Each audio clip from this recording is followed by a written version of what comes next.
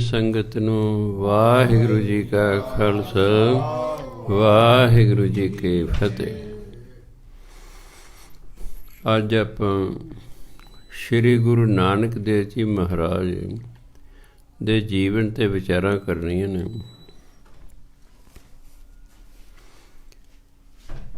ਜਿਹਨੂੰ ਅੱਜ ਕੱਲ੍ਹ ਨਨਕਾਣਾ ਸਾਹਿਬ ਕਹਿੰਦੇ ਨੇ। ਇਹਦਾ ਪੁਰਾਤਨ ਨਾਮ ਸੀ ਰਾਏ ਭੋਏ ਦੀ ਤਲਵੰਡੀ। ਕਈ ਵਾਰੀ ਤਲਵੰਡੀਆਂ ਕਈ ਹੁੰਦੀਆਂ ਨੇ ਅਤੇ ਪਤਾ ਵੀ ਇਹ ਤਲਵੰਡੀ ਕਿਸ ਨੇ ਵਸਾਈ? ਰਾਏ ਭੋਏ ਨੇ। ਉਹਦੇ ਨਾਮ ਤੋਂ ਪੈ ਗਿਆ ਰਾਏ ਭੋਏ ਦੀ ਤਲਵੰਡੀ, ਜਿਹਨੂੰ ਅੱਜ ਕੱਲ੍ਹ ਪਾਕਿਸਤਾਨ ਸਰਕਾਰ ਨੇ ਇਹਦਾ ਨਾਮ ਰੱਖਦਾ ਨਨਕਾਣਾ ਸਾਹਿਬ।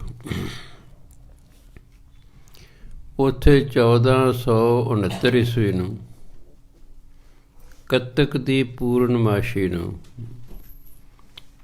ਐਤਕੀ ਜਿਹੜੀ ਪੂਰਨਮਾਸ਼ੀ ਆਈ ਹੈ ਇਹ ਮੱਘਰ ਮਹੀਨੇ 'ਚ ਆਈ ਹੈ, ਕੱਤਕ ਮਹੀਨੇ 'ਚ ਨਹੀਂ ਆਈ। ਪੂਰਨਮਾਸ਼ੀ ਕੱਤੇ ਦੀ ਵੱਜਦੀ ਹੈ ਪਰ ਆਈ ਮੱਘਰ ਮਹੀਨੇ 'ਚ ਹੈ, 19 ਤਰੀਕ ਨੂੰ। ਕੱਤਕ ਦੀ ਪੂਰਨਮਾਸ਼ੀ ਨੂੰ 1469 ਈਸਵੀ ਨੂੰ ਰਾਏ ਭੋਏ ਦੀ ਤਲਵੰਡੀ, ਜਿਹਨੂੰ ਅੱਜ ਕੱਲ੍ਹ ਨਨਕਾਣਾ ਸਾਹਿਬ ਕਹਿੰਦੇ ਨੇ, ਉੱਥੇ ਮਾਤਾ ਤ੍ਰਿਪਤਾ ਜੀ ਅਤੇ ਪਿਤਾ ਕਲਿਆਣ ਦਾਸ ਜੀ ਦੇ ਘਰ ਗੁਰੂ ਨਾਨਕ ਦੇਵ ਜੀ ਮਹਾਰਾਜ ਦਾ ਪ੍ਰਕਾਸ਼ ਹੋਇਆ। ਜਿਸ ਰਾਤ ਗੁਰੂ ਨਾਨਕ ਦੇਵ ਜੀ ਮਹਾਰਾਜ ਦਾ ਜਨਮ ਹੋਇਆ, ਦਾਈ ਦੌਲਤਾਂ ਉਸ ਵੇਲੇ ਹਾਜ਼ਰ ਸੀ।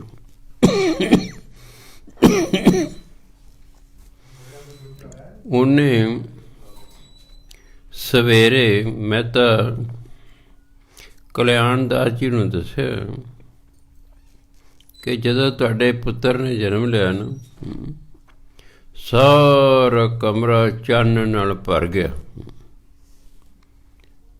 ਬੜਿਆਂ ਦੇ ਬੱਚੇ ਮੇਰੇ ਹੱਥਾਂ 'ਚ ਹੋਏ ਨੇ, ਪਰ ਇਹੋ ਜਿਹਾ ਬੱਚਾ ਅਤੇ ਇਹੋ ਜਿਹਾ ਕੌਤਕ ਮੈਂ ਸਾਰੀ ਉਮਰ 'ਚ ਕਦੇ ਨਹੀਂ ਵੇਖਿਆ। ਇਸ ਲਈ ਜਿਹੜੀ ਮਹਾਨ ਰੂਹਾਂ ਹੁੰਦੀਆਂ ਨੇ ਉਹਨਾਂ ਦਾ ਜਨਮ ਦਿਨ ਨਹੀਂ ਕਹਿੰਦੇ, ਕਹਿੰਦੇ ਜੀ ਪ੍ਰਕਾਸ਼ ਦਿਵਸ, ਪ੍ਰਕਾਸ਼ ਹੋਇਆ। ਇਹਦੇ ਵਿੱਚ ਦੋ ਸ਼ਬਦ ਨੇ, ਇੱਕ ਨਾਨਕ, ਇੱਕ ਮਹਿਤਾ ਕਲਿਆਣ ਦਾਸ।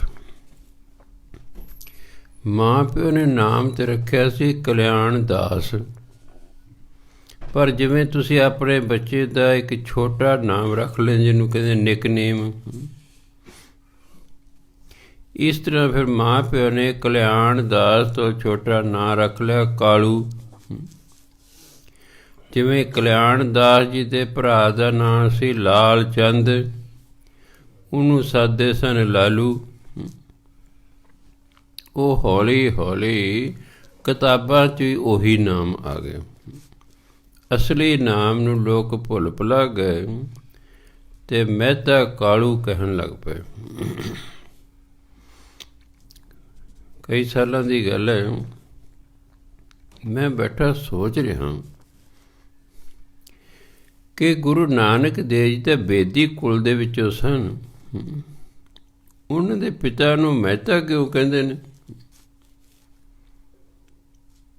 ਮੈਂ ਡਿਕਸ਼ਨਰੀ ਫਰੋਲਦਾ ਰਿਹਾ ਵੀ ਕਿਤੇ ਤਾਂ ਸ਼ਬਦ ਹੋਵੇਗਾ। ਫਾਰਸੀ ਦੀ ਡਿਕਸ਼ਨਰੀ 'ਚ ਮੈਨੂੰ ਮਹਿਤਾ ਸ਼ਬਦ ਮਿਲਿਆ, ਜਿਹਦਾ ਅਰਥ ਸੀ ਅਕਾਊਂਟੈਂਟ, ਮੁਨੀਮ, ਜਿਹੜਾ ਹਿਸਾਬ ਕਿਤਾਬ ਰੱਖਦਾ, ਜਿਹਨੂੰ ਅੱਜ ਕੱਲ੍ਹ CA ਵੀ ਕਹਿੰਦੇ, ਪੰਜਾਬੀ 'ਚ ਲੇਖਾਕਾਰ ਕਹਿੰਦੇ। ਜਿਵੇਂ ਜਿਹੜਾ ਪੜ੍ਹਾਉਂਦਾ ਹੈ ਉਹਨੂੰ ਪਿੰਡ ਕਹਿੰਦੇ ਮਾਸਟਰ ਜੀ। ਤਾਂ ਮਾਸਟਰ ਜਿਹੜਾ ਹੈ ਇਹ ਕੋਈ ਨਾਮ ਨਹੀਂ ਹੈ, ਇੱਕ ਡਿਗਰੀ ਹੈ। ਤਾਂ ਕਿਉਂਕਿ ਆਪ ਜੀ ਨਵਾਬ ਦਾ ਸਾਰਾ ਹਿਸਾਬ ਕਿਤਾਬ ਵੀ ਰੱਖਦੇ ਸਨ, ਪਟਵਾਰੀ ਵੀ ਸਨ ਅਤੇ ਨਵਾਬ ਦਾ ਹਿਸਾਬ ਕਿਤਾਬ ਵੀ ਰੱਖਦੇ ਸਨ। ਇਸ ਲਈ ਫਾਰਸੀ 'ਚ ਇਹਨਾਂ ਨੂੰ ਕਹਿੰਦੇ ਸੀ ਮਹਿਤਾ। ਤਾਂ ਕਰਕੇ ਮਹਿਤਾ ਕਾਲੂ ਜਾਂ ਮਹਿਤਾ ਕਲਿਆਣ ਦਾਸ ਪ੍ਰਸਿੱਧ ਹੋ ਗਿਆ। ਦੂਜਾ ਸ਼ਬਦ ਹੈ ਨਾਨਕ ਦੇਵ ਜੀ। ਨਾਨਕ ਦਾ ਸ਼ਬਦੀ ਅਰਥ ਹੈ ਜਿਸ ਨੂੰ ਕੋਈ ਦੁੱਖ ਨਾ ਹੋਵੇ, ਜਿਸ ਨੂੰ ਕਿਸੇ ਪ੍ਰਕਾਰ ਦਾ ਦੁੱਖ ਨਾ ਹੋਵੇ ਉਹਨੂੰ ਕਹਿੰਦੇ ਨੇ ਨਾਨਕ।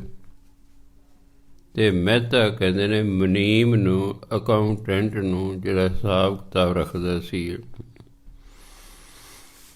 ਸੋ ਇਸ ਪ੍ਰਕਾਰ ਗੁਰੂ ਨਾਨਕ ਦੇਵ ਜੀ ਦਾ ਪ੍ਰਕਾਸ਼ ਹੋਇਆ ਹੈ। ਥੋੜ੍ਹੇ ਜਿਹੇ ਵੱਡੇ ਹੋਏ, ਆਪ ਜੀ ਨੂੰ ਪਾਂਧੇ ਦੇ ਕੋਲ ਪੜ੍ਹਨ ਭੇਜਿਆ। ਹਿੰਦੀ 'ਚ ਕਹਿੰਦੇ ਨੇ ਪਾਧਾ, ਪੰਜਾਬੀ 'ਚ ਕਹਿੰਦੇ ਨੇ ਪਾਂਧਾ, ਪੰਡਤਾਂ ਨੂੰ ਕਹਿੰਦੇ ਨੇ। ਕਿਉਂਕਿ ਪੁਰਾਣੇ ਜ਼ਮਾਨੇ ਦੀ ਜਿਹੜੀ ਵਿੱਦਿਆ ਸੀ ਉਹ ਜਾਂ ਤਾਂ ਮੰਦਰਾਂ 'ਚ ਹੋਇਆ ਕਰਦੀ ਸੀ ਜਾਂ ਮਸੀਤਾਂ 'ਚ ਹੋਇਆ ਕਰਦੀ ਸੀ। ਸਕੂਲ ਨਹੀਂ ਸਨ, ਉਦੋਂ ਸਕੂਲ ਨਹੀਂ ਸਨ।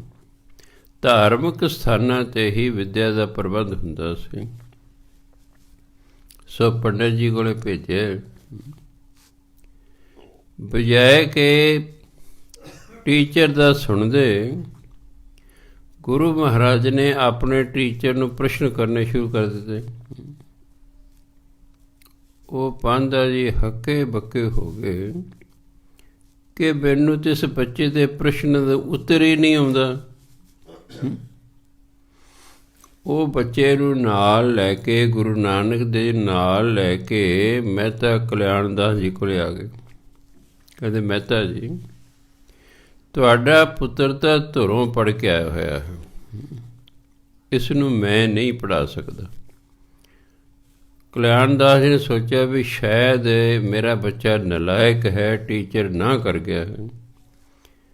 ਉਹ ਕਹਿੰਦੇ ਨਹੀਂ ਜੀ, ਨਲਾਇਕ ਨਹੀਂ ਹੈ, ਤੁਹਾਡਾ ਬੱਚਾ ਤਾਂ ਧੁਰੋਂ ਹੀ ਪੜ੍ਹ ਕੇ ਆਇਆ ਹੋਇਆ, ਅਤੇ ਜਿਹੜਾ ਧੁਰੋਂ ਪੜ੍ਹ ਕੇ ਆਇਆ ਹੋਇਆ ਉਸ ਨੂੰ ਅਸੀਂ ਕੌਣ ਪੜ੍ਹਾਉਣ ਵਾਲੇ। ਇਸ ਲਈ ਮੈਂ ਇਸ ਨੂੰ ਨਹੀਂ ਪੜ੍ਹਾ ਸਕਦਾ, ਇਹ ਧੁਰੋਂ ਪੜ੍ਹਿਆ ਹੋਇਆ ਹੈ। ਚਲੋ, ਹਾਲਾਂਕਿ ਪੰਡਿਤ ਹਰਦਿਆਲ ਜੀ ਨੇ ਜਦੋਂ ਗੁਰੂ ਨਾਨਕ ਦੇਵ ਮਹਾਰਾਜ ਦੀ ਜਨਮ ਪੱਤਰੀ ਬਣਾਈ, ਪੰਡਿਤ ਹਰਦਿਆਲ ਜੀ ਨੇ ਮਹਿਤਾ ਕਲਿਆਣ ਦਾਸ ਨੂੰ ਕਿਹਾ ਵੀ ਤੁਹਾਡਾ ਬੱਚਾ ਕੋਈ ਸਧਾਰਨ ਨਹੀਂ ਹੈ, ਇਹ ਤਾਂ ਇੱਕ ਵਿਸ਼ੇਸ਼ ਬੱਚਾ ਹੈ, ਇਹ ਵੱਡਿਆ ਹੋ ਕੇ ਇਹਦੀ ਬੜੀ ਮਾਨਤਾ ਹੋਵੇਗੀ, ਰਾਜੇ ਮਹਾਰਾਜੇ ਵੀ ਇਹਦਾ ਸਤਿਕਾਰ ਕਰਿਆ ਕਰਨਗੇ। ਪਰ ਬਾਪ ਬਾਪ ਹੀ ਹੁੰਦਾ ਹੈ। ਕਈ ਵਾਰੀ ਵਿਸ਼ਵਾਸ ਹੀ ਨਹੀਂ ਹੁੰਦਾ ਹੈਗਾ ਵੀ ਮੇਰਾ ਪੁੱਤਰ ਐਡਾ ਵੀ ਲਾਇਕ ਹੋਵੇਗਾ ਵੀ ਰਾਜੇ ਮਹਾਰਾਜੇ ਉਹਦੀ ਪੂਜਾ ਕਰਨਗੇ। ਜਦੋਂ ਅਸੀਂ ਛੋਟੇ ਹੁੰਦੇ ਸੀ, ਜਿਹੜਾ ਘਰ 'ਚ ਛੋਟਾ ਹੁੰਦਾ ਸੀ ਬੱਚਾ, ਉਹਨੂੰ ਡੰਗਰ ਚਾਰਨ 'ਤੇ ਲਾ ਦਿਆ ਕਰਦੇ ਸਨ। ਇਸ ਲਈ ਗੁਰੂ ਨਾਨਕ ਦੇਵ ਜੀ ਨੂੰ ਡੰਗਰ ਚਾਰਨ 'ਤੇ ਲਾ ਦਿੱਤਾ। ਆਪ ਜੀ ਦੀ ਰੁਚੀ ਤਾਂ ਧੁਰੋਂ ਹੀ ਨਾਮ ਜਪਣ ਦੀ ਸੀ। ਇੱਕ ਵਾਰੀ ਕੀ ਹੋਇਆ, ਖਾਲੀ ਖੇਤ ਦੇ ਵਿੱਚ ਆਪ ਜੀ ਮੱਝਾਂ ਚਾਰ ਰਹੇ ਹਨ ਅਤੇ ਆਪ ਜੀ ਦਰਖਤ ਹੇਠਾਂ ਬੈਠ ਗਏ ਨੇ। ਬੈਠਿਆਂ ਬੈਠਿਆਂ ਸਿਮਰਨ ਸ਼ੁਰੂ ਹੋ ਗਿਆ, ਸੁਰਤ ਜਿਹੜੀ ਹੈ ਉਹ ਲੱਗ ਗਈ ਹੈ, ਸਮਾਧੀ ਸਥਿਤ ਹੋ ਗਏ। ਮੱਝਾਂ ਨਾਲ ਦੇ ਖੇਤ ਜਾ ਵੜੀਆਂ ਅਤੇ ਕਾਫੀ ਸਾਰਾ ਦਾ ਖੇਤ ਮਿੱਧ ਕੇ ਖਰਾਬ ਵੀ ਕਰਤਾ ਅਤੇ ਨਾਲੇ ਚਰ ਵੀ ਗਈਆਂ। ਇੰਨੇ ਚਿਰ ਉੱਥੇ ਕਿਸਾਨ ਹੋ ਆ ਗਿਆ। ਹੁਣ ਜੇ ਤਾਂ ਗੁਰੂ ਨਾਨਕ ਦੇਵ ਜੀ ਕਿਸੇ ਗਰੀਬ ਘਰ ਦੇ ਹੁੰਦੇ ਤਾਂ ਉਹਨੇ ਕੁਟਾਪਾ ਕਰਨਾ ਸੀ, ਪਰ ਵੱਡਿਆਂ ਦਾ ਬੱਚਾ ਹੈ। ਜੇ ਕੋਈ SSP ਦਾ ਲੜਕਾ ਹੋਵੇ, DC ਦਾ ਲੜਕਾ ਹੋਵੇ, ਤਾਂ ਫਿਰ ਆਪਾਂ ਉਹਨੂੰ ਕੁੱਟਦੇ ਹਾਂ ਜਰਾ ਸੋਚ ਕੇ ਕੁੱਟਾਂਗੇ। ਇਸ ਲਈ ਉਹਨੇ ਕੁਛ ਨਹੀਂ ਕਿਹਾ, ਜਾ ਕੇ ਰਾਏ ਬੁਲਾਰ ਨੂੰ, ਜੋ ਕਿ ਨਵਾਬ ਸੀ, ਉਹਨੂੰ ਜਾ ਕੇ ਉਸ ਕਿਸਾਨ ਨੇ ਸ਼ਿਕਾਇਤ ਲਾਤੀ ਕਿ ਮਹਿਤਾ ਕਲਿਆਣ ਦਾਸ ਦੇ ਪੁੱਤਰ ਨੇ ਮੇਰਾ ਖੇਤ ਉਜਾੜਤਾ ਹੈ। ਇੰਨੇ ਚਿਰ ਨੂੰ ਗੁਰੂ ਨਾਨਕ ਦੇਵ ਜੀ ਦੀ ਸਮਾਧੀ ਉਖੜ ਗਈ ਹੈ। ਆਪ ਜੀ ਨੇ ਵੇਖਿਆ ਵੀ ਉਹ ਮੱਝਾਂ ਨੇ ਬਹੁਤ ਸਾਰਾ ਖੇਤ ਖਰਾਬ ਕਰ ਦਿੱਤਾ, ਚਰ ਗਈਆਂ ਨੇ। ਗੁਰੂ ਮਹਾਰਾਜ ਨੇ ਬੜੇ ਪਿਆਰ ਨਾਲ ਖੇਤ ਵੱਲ ਵੇਖਿਆ, ਖੇਤ ਬਿਲਕੁਲ ਪਹਿਲੇ ਵਰਗਾ ਕਰਤਾ। ਨਾ ਕੋਈ ਡੰਗਰਾਂ ਦਾ ਨਿਸ਼ਾਨ ਪੈਰਾਂ ਦਾ ਰਿਹਾ ਅਤੇ ਨਾ ਹੀ ਕਿਤੇ ਇਹ ਲੱਗਦਾ ਵੀ ਇਸ ਖੇਤ ਨੂੰ ਕਿਸੇ ਪਸ਼ੂ ਨੇ ਖਾਧਾ। ਜਦੋਂ ਨਵਾਬ ਤੱਕ ਸ਼ਿਕਾਇਤ ਪਹੁੰਚੀ ਤਾਂ ਨਵਾਬ ਨੇ ਮਹਿਤਾ ਕਾਲੀ ਜੀ ਨੂੰ ਸੱਦ ਲਿਆ, ਕਾਲੂ ਜੀ ਨੂੰ, ਅਤੇ ਗੁਰੂ ਨਾਨਕ ਦੇਵ ਸੱਦ ਲਿਆ। ਕਹਿੰਦੇ ਮਹਿਤਾ ਜੀ, ਤੁਹਾਡੇ ਮੁੰਡੇ ਨੇ ਇਸ ਕਿਸਾਨ ਦਾ ਖੇਤ ਮੱਝਾਂ ਨਾਲ ਉਜਾੜਤਾ ਹੈ। ਇੰਨੇ ਚਿਰ ਗੁਰੂ ਬਾਰੇ ਪਹੁੰਚ ਗਏ। ਕਹਿੰਦੇ ਨਹੀਂ ਜੀ, ਇਹਦਾ ਖੇਤ ਕੋਈ ਨਹੀਂ ਉਜੜਿਆ ਹੋਇਆ।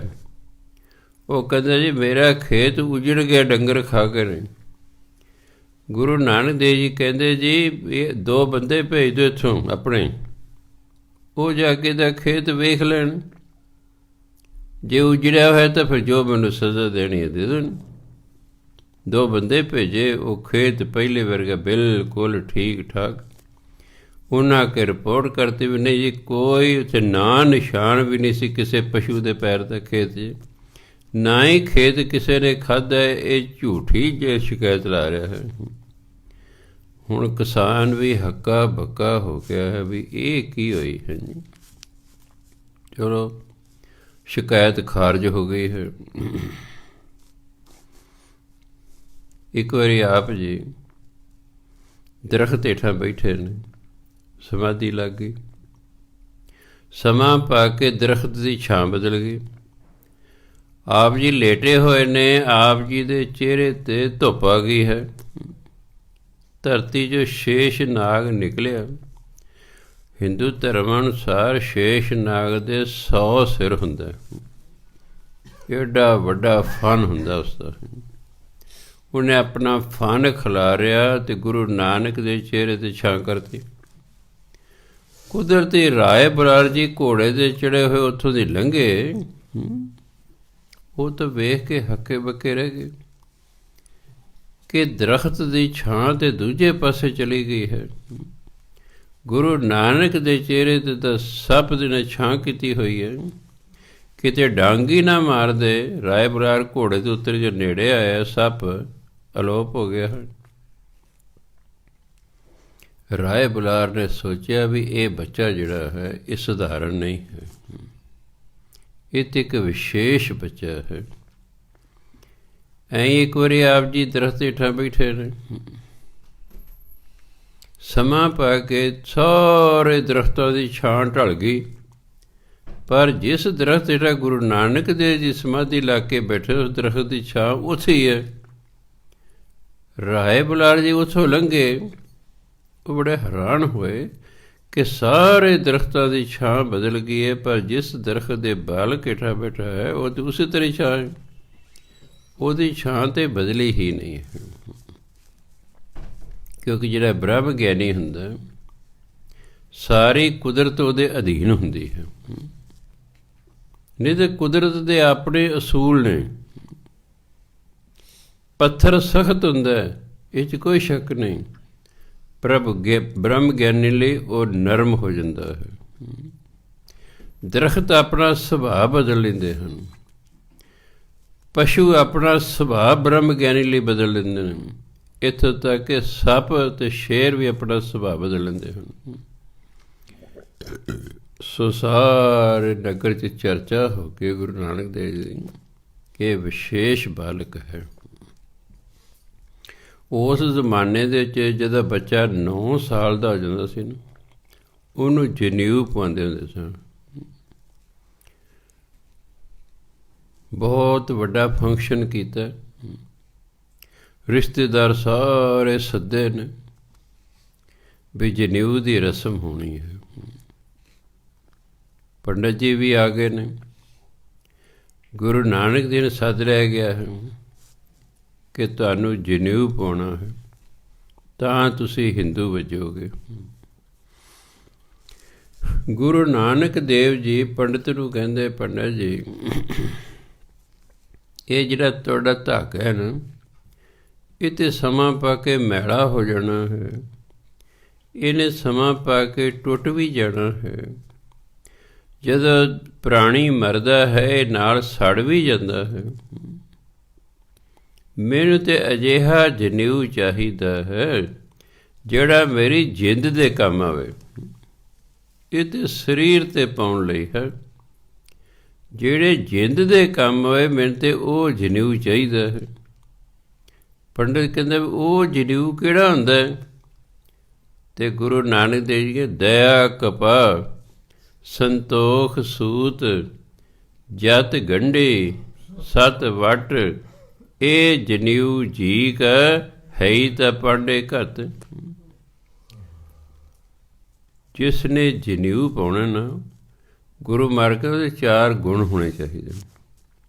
ਇੱਕ ਤਾਂ ਉਹਦੇ ਅੰਦਰ ਦਇਆ ਹੋਣੀ ਚਾਹੀਦੀ ਹੈ, ਇੱਕ ਉਹਦੇ ਅੰਦਰ ਸਬਰ ਸੰਤੋਖ ਹੋਣਾ ਚਾਹੀਦਾ ਹੈ, ਤੀਜਾ ਦਾ ਉੱਚਾ ਆਚਰਣ ਹੋਣਾ ਚਾਹੀਦਾ, ਚੌਥਾ ਉਹ ਨਾਮ ਜਪਣ ਵਾਲਾ ਹੋਣਾ ਚਾਹੀਦਾ। ਇਹ 4 ਗੁਣ ਹੋਣ ਤਾਂ ਜਨੇਊ ਪਾਉਣੇ, ਨਹੀਂ ਤੇ ਬਾਕੀ ਐਵੇਂ ਰਸਮਾਂ ਹੁੰਦੀਆਂ ਨੇ। ਇਸ ਲਈ ਗੁਰੂ ਮਹਾਰਾਜ ਕਹਿੰਦੇ ਅਸੀਂ ਇਹ ਜਨੇਊ ਨਹੀਂ ਪਾਉਣਾ। ਚਲੋ ਬੜਾ ਜ਼ੋਰ ਪਾਇਆ ਗਿਆ ਅਤੇ ਕਈ ਕਿਤਾਬਾਂ ਲਿਖਿਆ ਵੀ ਗੁਰੂ ਨਾਨਕ ਨੇ ਉਹ ਜਿੰਨੇ ਰਿਸ਼ਤੇਦਾਰ ਦੋਸਤ ਮਿੱਤਰ ਆਏ ਸਨ ਸਾਰੇ, ਉਹਨਾਂ ਦੇ ਕਹਿਣ 'ਤੇ ਇੱਕ ਵਾਰੀ ਜਨੇਊ ਪਾ ਲਿਆ। ਬਾਅਦ ਦੇ ਵਿੱਚ ਲਾ ਲੂ ਦਿੱਤਾ ਜਦੋਂ ਮੁੱਕ ਗਿਆ ਫੰਕਸ਼ਨ ਸਾਰਾ। ਸੋ ਗੁਰੂ ਨਾਨਕ ਦੇਵ ਜੀ ਮਹਾਰਾਜ ਨਿਰੀਆਂ ਰਸਮਾਂ ਰਿਵਾਜ਼ਾਂ 'ਚ ਪੈਣ ਵਾਲੇ ਨਹੀਂ ਸਨ। ਉਹ ਤਾਂ ਕਹਿੰਦਾ ਸੀ ਪ੍ਰੈਕਟੀਕਲ ਜੀਵਨ ਸਾਡਾ ਚਾਹੀਦਾ ਹੈ। ਜੇ ਮੰਨ ਲਓ ਮੈਂ 5 ਕਕਾਰ ਪਾਏ ਨੇ, ਤੁਸੀਂ ਵੀ ਪਾ ਰੱਖੇ ਹਨ, ਇਹਨਾਂ ਦੇ ਮਗਰ ਇੱਕ ਭਾਵਨਾ ਹੁੰਦੀ ਹੈ। ਕੰਘਾ ਸਿਰ 'ਚ ਟੰਗਿਆ ਹੋਵੇ ਬੰਦੇ ਦੇ ਅਤੇ ਵਾਲ ਖਿੰਡੇ ਹੋਏ ਹੋਣ ਅਤੇ ਵਾਲ ਵਾਹੇ ਨਾ ਹੋਣ, ਉਹ ਫਿਰ ਕੰਘਾ ਟੰਗਣ ਦਾ ਕਿਆ ਫਾਇਦਾ ਹੋਵੇ। ਕੰਘਾ ਤਾਂ ਇਸ ਲਈ ਹੈ ਕਿ ਜੇ ਵਾਲ ਰੱਖਣੇ ਨੇ ਤਾਂ ਫਿਰ ਸਾਫ ਸੁਥਰੇ ਰੱਖਣੇ ਨੇ, ਇਹਨਾਂ ਨੂੰ ਵਾਹ ਕੇ ਰੱਖਣਾ ਹੈ। ਜੇ ਕੜਾ ਪਾਇਆ ਤਾਂ ਇਹਦਾ ਮਤਲਬ ਕਿਸੇ ਵਹਿਮ ਭਰਮ 'ਚ ਨਹੀਂ ਪੈਣਾ। ਅੱਜ ਕਿੰਨੇ ਸਿੱਖ ਨੇ ਕੜੇ ਪਾਏ ਹੋਏ ਨੇ, ਪੰਡਤਾਂ ਕੋਲ ਫਿਰੀ ਜਾਂਦੇ ਨੇ। ਕੋਈ ਮੇਰੇ ਕੋਲ ਆ ਜੇ ਫਲਾਣੇ ਦਿਨ ਨੂੰ ਅਸੀਂ ਸ਼ੁਰੂ ਕਰ ਲਈਏ, ਮੈਂ ਯਾਰ ਸਿੱਖ ਧਰਮ 'ਚ ਸਾਰੇ ਹੀ ਦਿਨ ਵਧੀਆ ਨੇ। ਜਿਹੜਾ ਨਾਮ ਜਪਦਾ ਉਹਦੇ ਲਈ ਸਾਰੇ ਦਿਨ ਵਧੀਆ ਨੇ, ਅਤੇ ਜਿਹੜਾ ਨਾਮ ਨਹੀਂ ਜਪਦਾ ਉਹਦੇ ਲਈ ਕੋਈ ਵੀ ਦਿਨ ਵਧੀਆ ਨਹੀਂ ਹੈ। ਇਹਨਾਂ ਚੱਕਰਾਂ 'ਚ ਨਹੀਂ ਪੈਣਾ ਹੈ। ਕੋਈ ਕਹਿੰਦਾ ਜੀ ਫਲਾਣਾ ਗ੍ਰਹਿ ਹੈ ਜੀ, ਮੈਂ ਮੇਰੇ ਕੋਲ ਆਉਂਦੇ ਨੇ ਗ੍ਰਹਿਆਂ ਵਾਲੇ, ਅਸੀਂ ਪਾੜ ਦੇ ਕੇ ਗ੍ਰਹਿ ਖਤਮ ਕਰਦੇ ਹੋ। ਹੋਰ ਅਸੀਂ ਕੀ ਗ੍ਰਹਿ ਨਿਵਾਰੇ ਸਤਿਗੁਰੂ ਦੇ ਆਪਣਾ ਨੂੰ, ਬਾਣੀ ਪੜ੍ਹੋ ਨਾਮ ਜਪੋ ਗ੍ਰਹਿ ਖਤਮ ਹੋ ਜਾਣਗੇ। ਬਾਣੀ ਪੜ੍ਹਨੀ ਨਹੀਂ, ਨਾਮ ਜਪਣਾ ਨਹੀਂ, ਵਹਿਮਾਂ ਭਰਮਾਂ ਦੇ ਵਿੱਚ ਸਾਰੀ ਉਮਰ ਫਸੇ ਰਹਿਣਾ ਹੈ। ਗੁਰੂ ਨਾਨਕ ਜੀ ਇਹਨਾਂ ਚੀਜ਼ ਤੋਂ ਸਾਨੂੰ ਕੱਢਿਆ, ਉਹਨਾਂ ਕੱਢਿਆ ਇਹਨਾਂ ਚੀਜ਼ਾਂ 'ਚ। ਅਸੀਂ ਮੁੜ ਮੁੜ ਕੇ ਉਹਨਾਂ ਕੋਲ ਜਾਈ ਜਾਂਦੇ ਹਾਂ। ਖੈਰ, ਕਿਉਂਕਿ ਮਹਿਤਾ ਕਲਿਆਣ ਦਾਸ ਜੀ ਇੱਕ ਤਾਂ ਪਟਵਾਰੀ ਸਨ, ਨੰਬਰ 2 ਉਹ ਨਵਾਬ ਦੇ ਅਕਾਊਂਟੈਂਟ ਸਨ, ਮੁਨੀਮ ਸਨ, ਸਾਰਾ ਹਿਸਾਬ ਕਿਤਾਬ ਰੱਖਦੇ ਸਨ। ਤੀਸਰਾ ਦੁਕਾਨਦਾਰ ਵੀ ਸਨ, ਦੁਕਾਨ ਲਈ ਲਿਆਉਣਾ ਸੀ ਸੌਦਾ। ਗੁਰੂ ਨਾਨਕ ਦੇਵ ਨੂੰ ਸੱਦਿਆ ਕਿ ਆਹ ਲੈ ਚਾਂਦੀ ਦੇ 20 ਸਿੱਕੇ। ਉਦੋਂ ਸਿੱਕੇ ਚਾਂਦੀ ਦੇ ਹੁੰਦੇ ਸਨ, ਉਦੋਂ ਪਹਿਲਾਂ ਸੋਨੇ ਦੇ ਹੋਇਆ ਕਰਦੇ ਸਨ, ਫਿਰ ਚਾਂਦੀ ਦੇ ਹੋ ਗਏ, ਸਮਾਂ ਪਾ ਕੇ ਫਿਰ ਤਾਂਬੇ ਦੇ ਹੋ ਗਏ, ਅੱਜ ਕੱਲ੍ਹ ਐਲੂਮੀਨੀਅਮ ਦੇ ਨੇ। ਜਿਹੜੀ ਚੀਜ਼ ਘਟਦੀ ਗਈ ਉਹ ਫਿਰ ਮਹਿੰਗੇ ਪੈਂਦੇ ਸਨ। ਇਸ ਲਈ ਚਾਂਦੀ ਦੇ 20 ਸਿੱਕੇ ਦਿੱਤੇ। ਤੁਸੀਂ ਕਿਤਾਬਾਂ 'ਚ ਪੜ੍ਹਿਆ 20 ਰੁਪਈਏ ਦਿੱਤੇ। ਚਾਂਦੀ ਨੂੰ ਰੁਪਾ ਕਿਹਾ ਜਾਂਦਾ ਹੈ। ਚਾਂਦੀ ਨੂੰ ਰੁਪਾ ਕਿਹਾ, ਰੁਪਾ ਤਾਂ ਬਣਿਆ ਰੁਪਈਆ, ਰੁਪਾ ਤਾਂ ਫਿਰ ਬਣ ਗਿਆ ਰੁਪਈਆ। ਪਹਿਲਾਂ ਚਾਂਦੀ ਦੇ ਸਿੱਕੇ ਹੁੰਦੇ ਸਨ। 20 ਚਾਂਦੀ ਦੇ ਸਿੱਕੇ ਦਿੱਤੇ, ਨਾਲ ਨੌਕਰ ਦਿੱਤਾ ਬਈ ਗੱਡਾ ਲੈ ਜਾਓ ਅਤੇ ਮੰਡੀ ਹੈ ਕੁਝ ਮੀਲਾਂ 'ਤੇ ਚੂਹੜ ਕਾਣਾ, ਉੱਥੇ ਜਾਓ ਅਤੇ ਸੌਦਾ ਲੈ ਕੇ ਆਓ। ਅਤੇ ਕਹਿੰਦੇ ਭਾਈ ਵਧੀਆ ਸੌਦਾ ਲਿਆਉਣਾ। ਚਲੋ ਜੀ, ਗੁਰੂ ਮਹਾਰਾਜ ਅਤੇ ਜਿਹੜਾ ਸੇਵਾਦਾਰ ਸੀ ਉਹ ਚਲੇ ਗਏ। ਰਾਜ ਜਿੱਥੇ ਅੱਜ ਕੱਲ੍ਹ ਗੁਰਦੁਆਰਾ ਸੱਚਾ ਸੌਦਾ ਬਣਿਆ ਹੋਇਆ ਹੈ ਪਾਕਿਸਤਾਨ ਦੇ ਵਿੱਚ, ਇਹ ਰਾਏ ਪੋਏ ਦੀ ਤਲਵੰਡੀ ਅਤੇ ਚੂੜਕਾਣੇ ਦੇ ਵਿਚਾਲੇ ਬਣਿਆ ਹੋਇਆ ਹੈ। ਉੱਥੇ ਜੰਗਲ ਸੀ ਉਸ ਵੇਲੇ। ਗੁਰੂ ਨਾਨਕ ਦੇਖਿਆ ਵੀ ਬੜੇ ਸਾਧੂ ਬੈਠੇ ਨੇ, ਗੱਲਾਂ ਨਹੀਂ ਕਰ ਰਹੇ, ਥੋੜ੍ਹੀ ਥੋੜ੍ਹੀ ਦੂਰੀ 'ਤੇ ਬੈਠੇ ਨੇ, ਭਜਨ ਬੰਦਗੀ ਕਰ ਰਹੇ ਹਨ। ਗੁਰੂਆਂ ਨੌਕਰ ਨੂੰ ਕਿਹਾ ਭਾਈ ਗੱਡਾ ਰੋਕ, ਤੂੰ ਬੈਠ, ਮੈਂ ਆਉਣਾ। ਗੁਰੂ ਮਹਾਰਾਜ ਜਿਹੜਾ ਸੀ ਉੱਥੇ ਵੱਡਾ ਜਿਹੜਾ ਸੰਤ ਸੀ ਉਹਦੇ ਕੋਲ ਚਲੇ ਗਏ। ਉਹਦਾ ਨਾਂ ਸੀ ਸੰਤ ਰੇਣ। ਉਹਨਾਂ ਨਾਲ ਗੱਲਬਾਤ ਕੀਤੀ ਹੈ। ਪਤਾ ਲੱਗਾ ਵੀ ਤੇ 7 ਦਿਨਾਂ ਦੇ ਭੁੱਖੇ ਬੈਠੇ ਨੇ। ਤੁਸੀਂ ਪੁੱਛੋਗੇ ਵੀ ਕੀ ਕੋਈ ਰੋਟੀ ਦੇਣ ਨਹੀਂ ਸੀ ਆਇਆ? ਉਸ ਵੇਲੇ ਜਿਹੜਾ ਇਤਿਹਾਸ ਹੈ ਉਹ ਕਹਿੰਦਾ ਵੀ 3 ਸਾਲਾਂ ਤੋਂ ਪੰਜਾਬ ਦੇ ਵਿੱਚ ਕਾਲ ਪਿਆ ਹੋਇਆ ਸੀ, ਕਿਉਂਕਿ ਪੁਰਾਣੇ ਜ਼ਮਾਨੇ 'ਚ ਫਸਲਾਂ ਵਰਖਾ ਨਾਲ ਹੁੰਦੀਆਂ ਸਨ, ਅਤੇ ਜੇ ਮੀਂਹ ਨਹੀਂ ਸੀ ਪੈਂਦਾ ਤਾਂ ਕਹਿੰਦੇ ਸੀ ਕਾਲ ਪੈ ਗਿਆ। ਇਸ ਗੱਲ ਦਾ ਖਿਆਲ ਰੱਖ ਕੇ ਪੁਰਾਣੇ ਜ਼ਮਾਨੇ ਦੇ ਵਿੱਚ ਵੀ ਰਾਜੇ ਜਿਹੜੇ ਗੋਦਾਮ ਬਣਾਇਆ ਰੱਖਦੇ ਸਨ, ਅਨਾਜ ਇਕੱਠਾ ਰੱਖਦੇ ਸਨ ਵੀ ਜੇ ਕਾਲ ਪੈ ਗਿਆ ਤਾਂ ਲੋਕ ਭੁੱਖੇ ਨਾ ਮਰ ਜਾਣ, ਉਹਨਾਂ ਨੂੰ ਅਨਾਜ ਦਿੱਤਾ ਜਾ ਸਕੇ। ਹੁਣ ਦੀ ਵੀ ਸਰਕਾਰ ਹੈ, ਘੱਟ ਤੋਂ ਘੱਟ 3 ਸਾਲਾਂ ਲਈ ਅਨਾਜ ਰੱਖਦੀ ਹੈ ਕਿ ਰੱਬ ਨਾ ਕਰੇ ਕਿਸੇ ਕਾਰਨ ਅਨਾਜ ਹੋਵੇ ਨਾ ਹੋ, ਕੋਈ ਕਾਰਨ ਹੋ ਜਾਏ ਤਾਂ ਲੋਕਾਂ ਨੂੰ 3 ਸਾਲ ਤੱਕ ਸਰਕਾਰੀ ਗੋਦਾਮਾਂ ਦੇ ਵਿੱਚੋਂ ਅਨਾਜ ਦਿੱਤਾ ਜਾ ਸਕੇ ਖਾਣ ਲਈ। ਜਦੋਂ ਪਤਾ ਲੱਗਿਆ ਵੀ ਹੁਣ ਤੁਸੀਂ ਆਪ ਹੀ ਸੋਚੋ ਵੀ ਕਾਲ ਪਿਆ ਹੋਇਆ ਹੈ, ਮੰਨ ਲਓ ਮੈਂ ਆਪ ਹੀ ਭੁੱਖਾ ਅਤੇ ਮੈਂ ਕਿਸੇ ਨੂੰ ਰੋਟੀ ਕੀ ਖਵਾਵਾਂਗਾ। ਇਸ ਲਈ ਲੋਕ ਸਾਧੂਆਂ ਲਈ ਭੋਜਨ ਲੈ ਕੇ ਨਹੀਂ ਆਏ 7 ਦਿਨ। ਉਹ 7 ਦਿਨਾਂ ਦੇ ਭੁੱਖੇ ਸਨ। ਯਾਦ ਰੱਖਣਾ, ਜਿਹੜਾ ਸਾਧੂ ਹੁੰਦਾ ਉਹ ਮੰਗਤਾ ਨਹੀਂ ਹੁੰਦਾ, ਉਹ ਠੂਠਾ ਅਤੇ ਬਗਲੀ ਚੱਕ ਕੇ ਘਰਾਂ 'ਚ ਨਹੀਂ ਮੰਗਣ ਜਾਂਦਾ।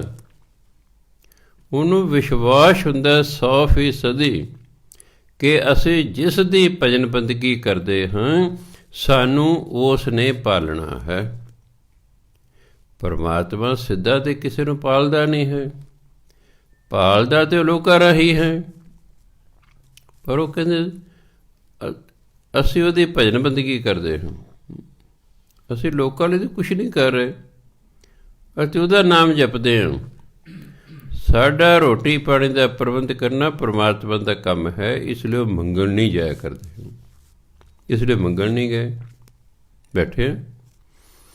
ਗੁਰੂ ਨਾਨਕ ਸੋਚਿਆ ਕਿਉਂਕਿ ਸਿਧਾਂਤ ਦੇਣਾ ਸੀ ਸਿੱਖ ਕੌਮ ਨੂੰ, ਵੰਡ ਕੇ ਛਕੋ, ਲੋੜਵੰਦਾਂ ਦੀ ਸਹਾਇਤਾ ਕਰੋ।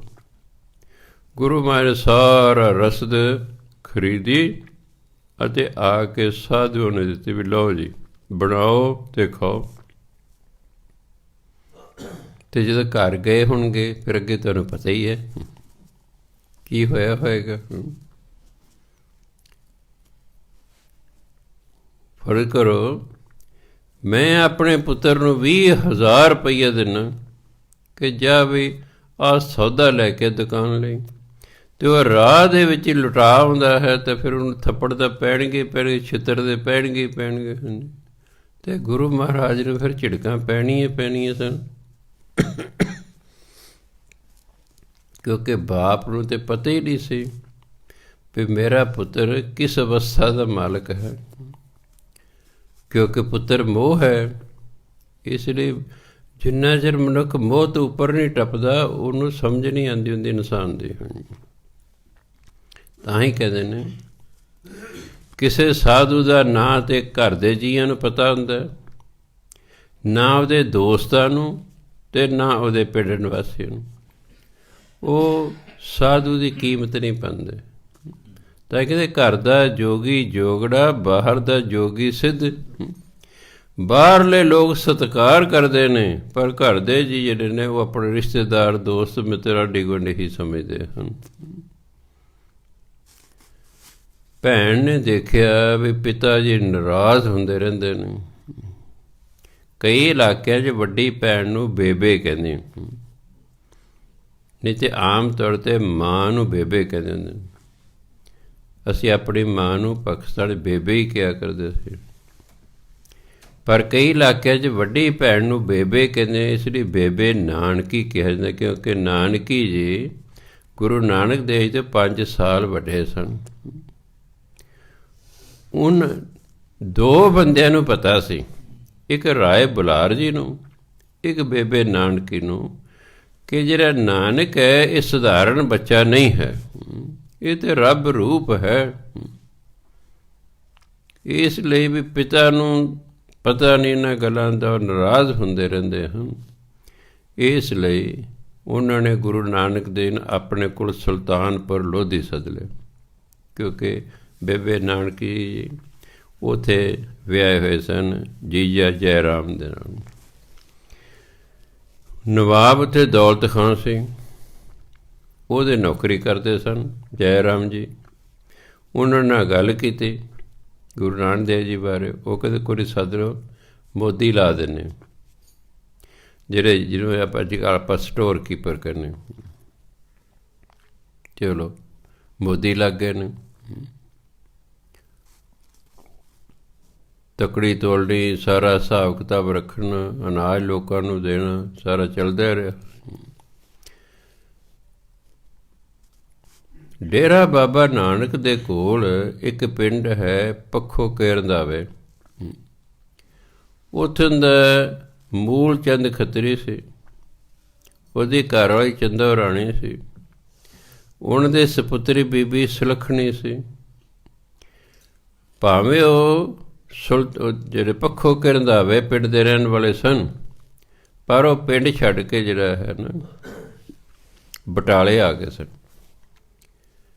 ਜਿੱਥੇ ਕੰਧ ਸਾਹਿਬ ਗੁਰਦੁਆਰਾ ਹੈ ਉਹਦੇ ਨਜ਼ਦੀਕ ਬਹੁਤ ਵੱਡਾ ਘਰ ਹੈ ਮੂਲ ਚੰਦ ਜੀ ਦਾ, ਬਹੁਤ ਵੱਡਾ ਡਬਲ ਸਟੋਰੀ ਬਿਲਡਿੰਗ, ਬਹੁਤ ਵੱਡਾ ਘਰ ਹੈਗਾ, ਜਿੱਥੇ ਗੁਰੂ ਨਾਨਕ ਦੇਵ ਦੀ ਸ਼ਾਦੀ ਹੋਈ। ਉਹ ਥੜਾ ਅਜੇ ਵੀ ਉੱਥੇ ਬਣਿਆ ਹੋਇਆ ਹੈ, ਕਿਉਂਕਿ ਉਹ ਵੀ ਪਟਵਾਰੀ ਸਨ, ਅਮੀਰ ਸਨ, ਇਸ ਲਈ ਉਹ ਬਟਾਲੇ ਰਹਿਣ ਲੱਗ ਪਏ ਸਨ। ਉਹਨਾਂ ਨੇ ਆਪਣੀ ਲੜਕੀ ਸੁਲੱਖਣੀ ਜੀ ਦੀ ਸ਼ਾਦੀ ਗੁਰੂ ਨਾਨਕ ਦੇਵ ਜੀ ਨਾਲ ਕਰ ਦਿੱਤੀ ਹੈ। ਸਮਾਂ ਪਾ ਕੇ ਆਪ ਦੇ ਘਰ 2 ਸਪੁੱਤਰ ਹੋਏ, ਇੱਕ ਬਾਬਾ ਸ਼੍ਰੀ ਚੰਦ ਜੀ 1501 ਸਨ 'ਚ, ਅਤੇ ਬਾਬਾ ਲਖਮੀ ਦਾਸ ਜੀ 1505 ਸਨ 'ਚ ਪੈਦਾ ਹੋਏ। ਆਪ ਜੀ ਰੋਜ਼ ਵੇਈ ਨਦੀ ਨੇੜੇ ਹੀ ਹੈ, ਆਪ ਜੀ ਕਦੇ ਸੁਲਤਾਨਪੁਰ ਲੋਧੀ ਗਏ ਹੋਗੇ। ਵੇਈ ਨਦੀ 'ਤੇ ਰੋਜ਼ ਇਸ਼ਨਾਨ ਕਰਦੇ ਸਨ।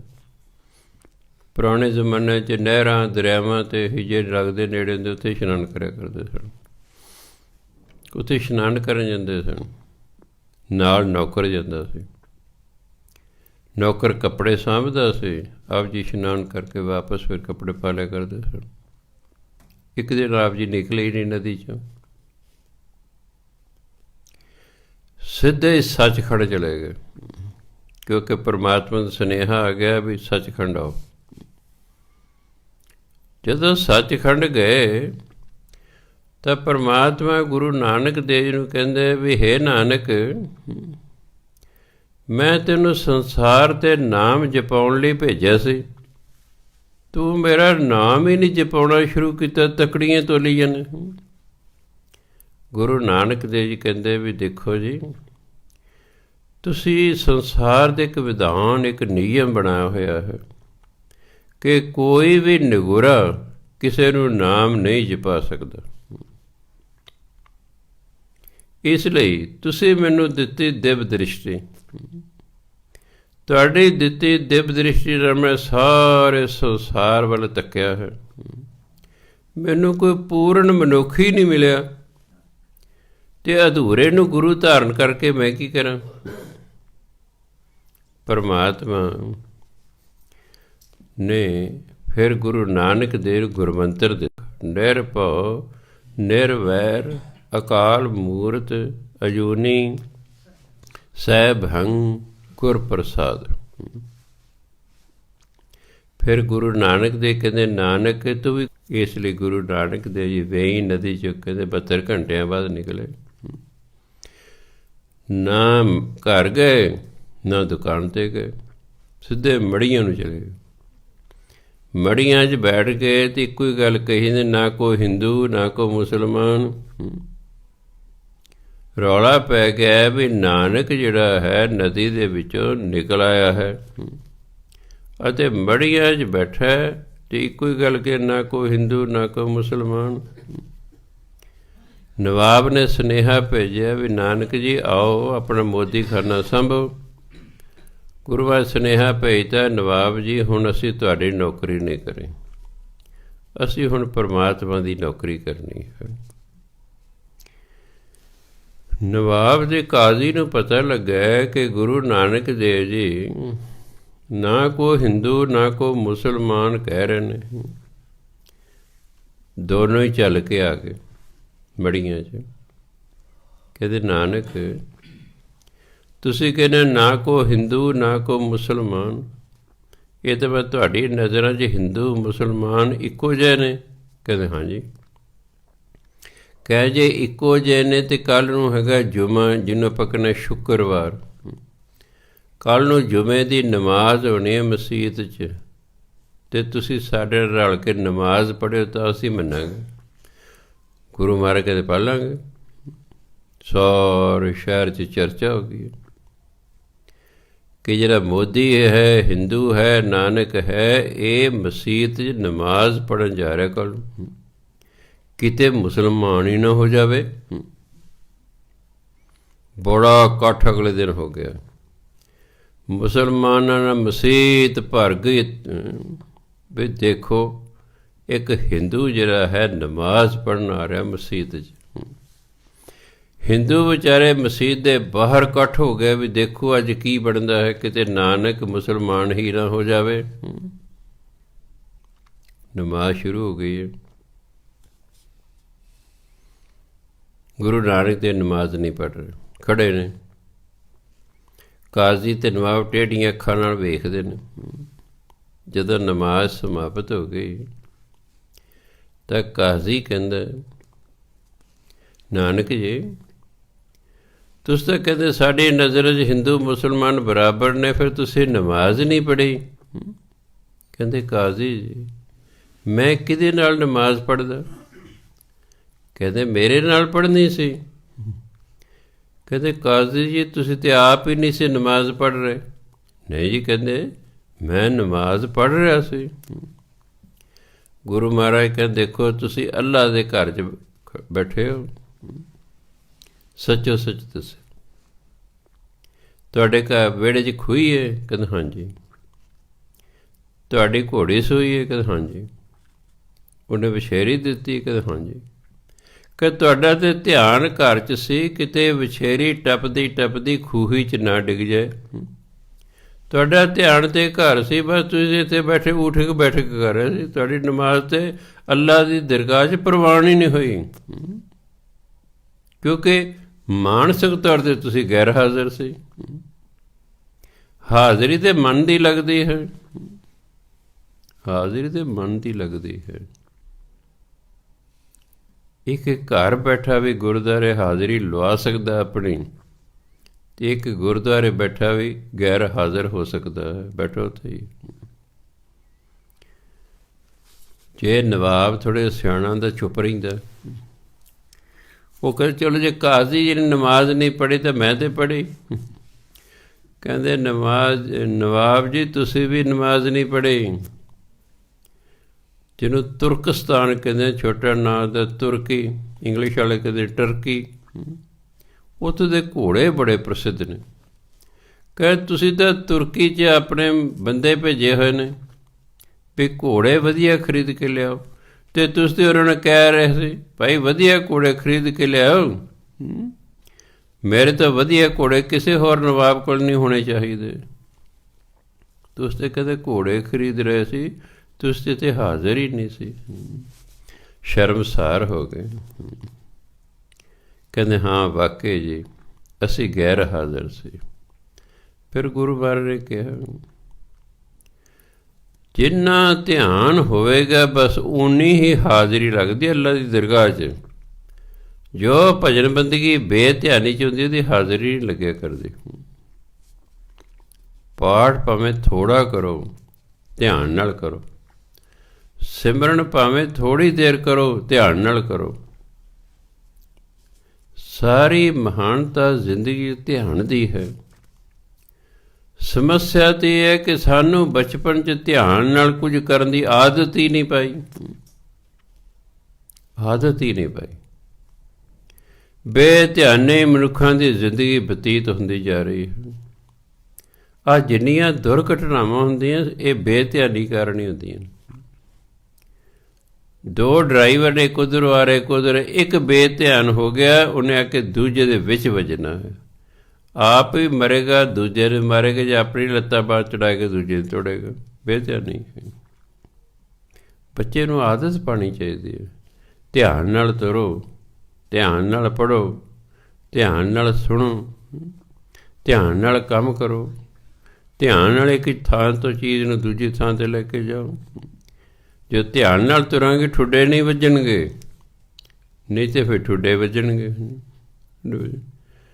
ਸਾਸੰਗ ਪਾਉਣ ਦੇ ਗਲੀਚੇ ਵਿਛੇ ਹੋਏ ਨੇ, ਬੇਧਿਆਨੇ ਤੁਰ ਰਹੇ ਨੇ, ਉਹ ਗਲੀਚੇ ਦੇ ਵਿੱਚ ਪੈਰ ਅੜ ਜਾਂਦਾ ਹੈ, ਉਹ ਇਕੱਠਾ ਹੋ ਜਾਂਦਾ, ਮਸੀਂ ਡਿੱਗਣ ਤੋਂ ਬਚਦੇ ਨੇ।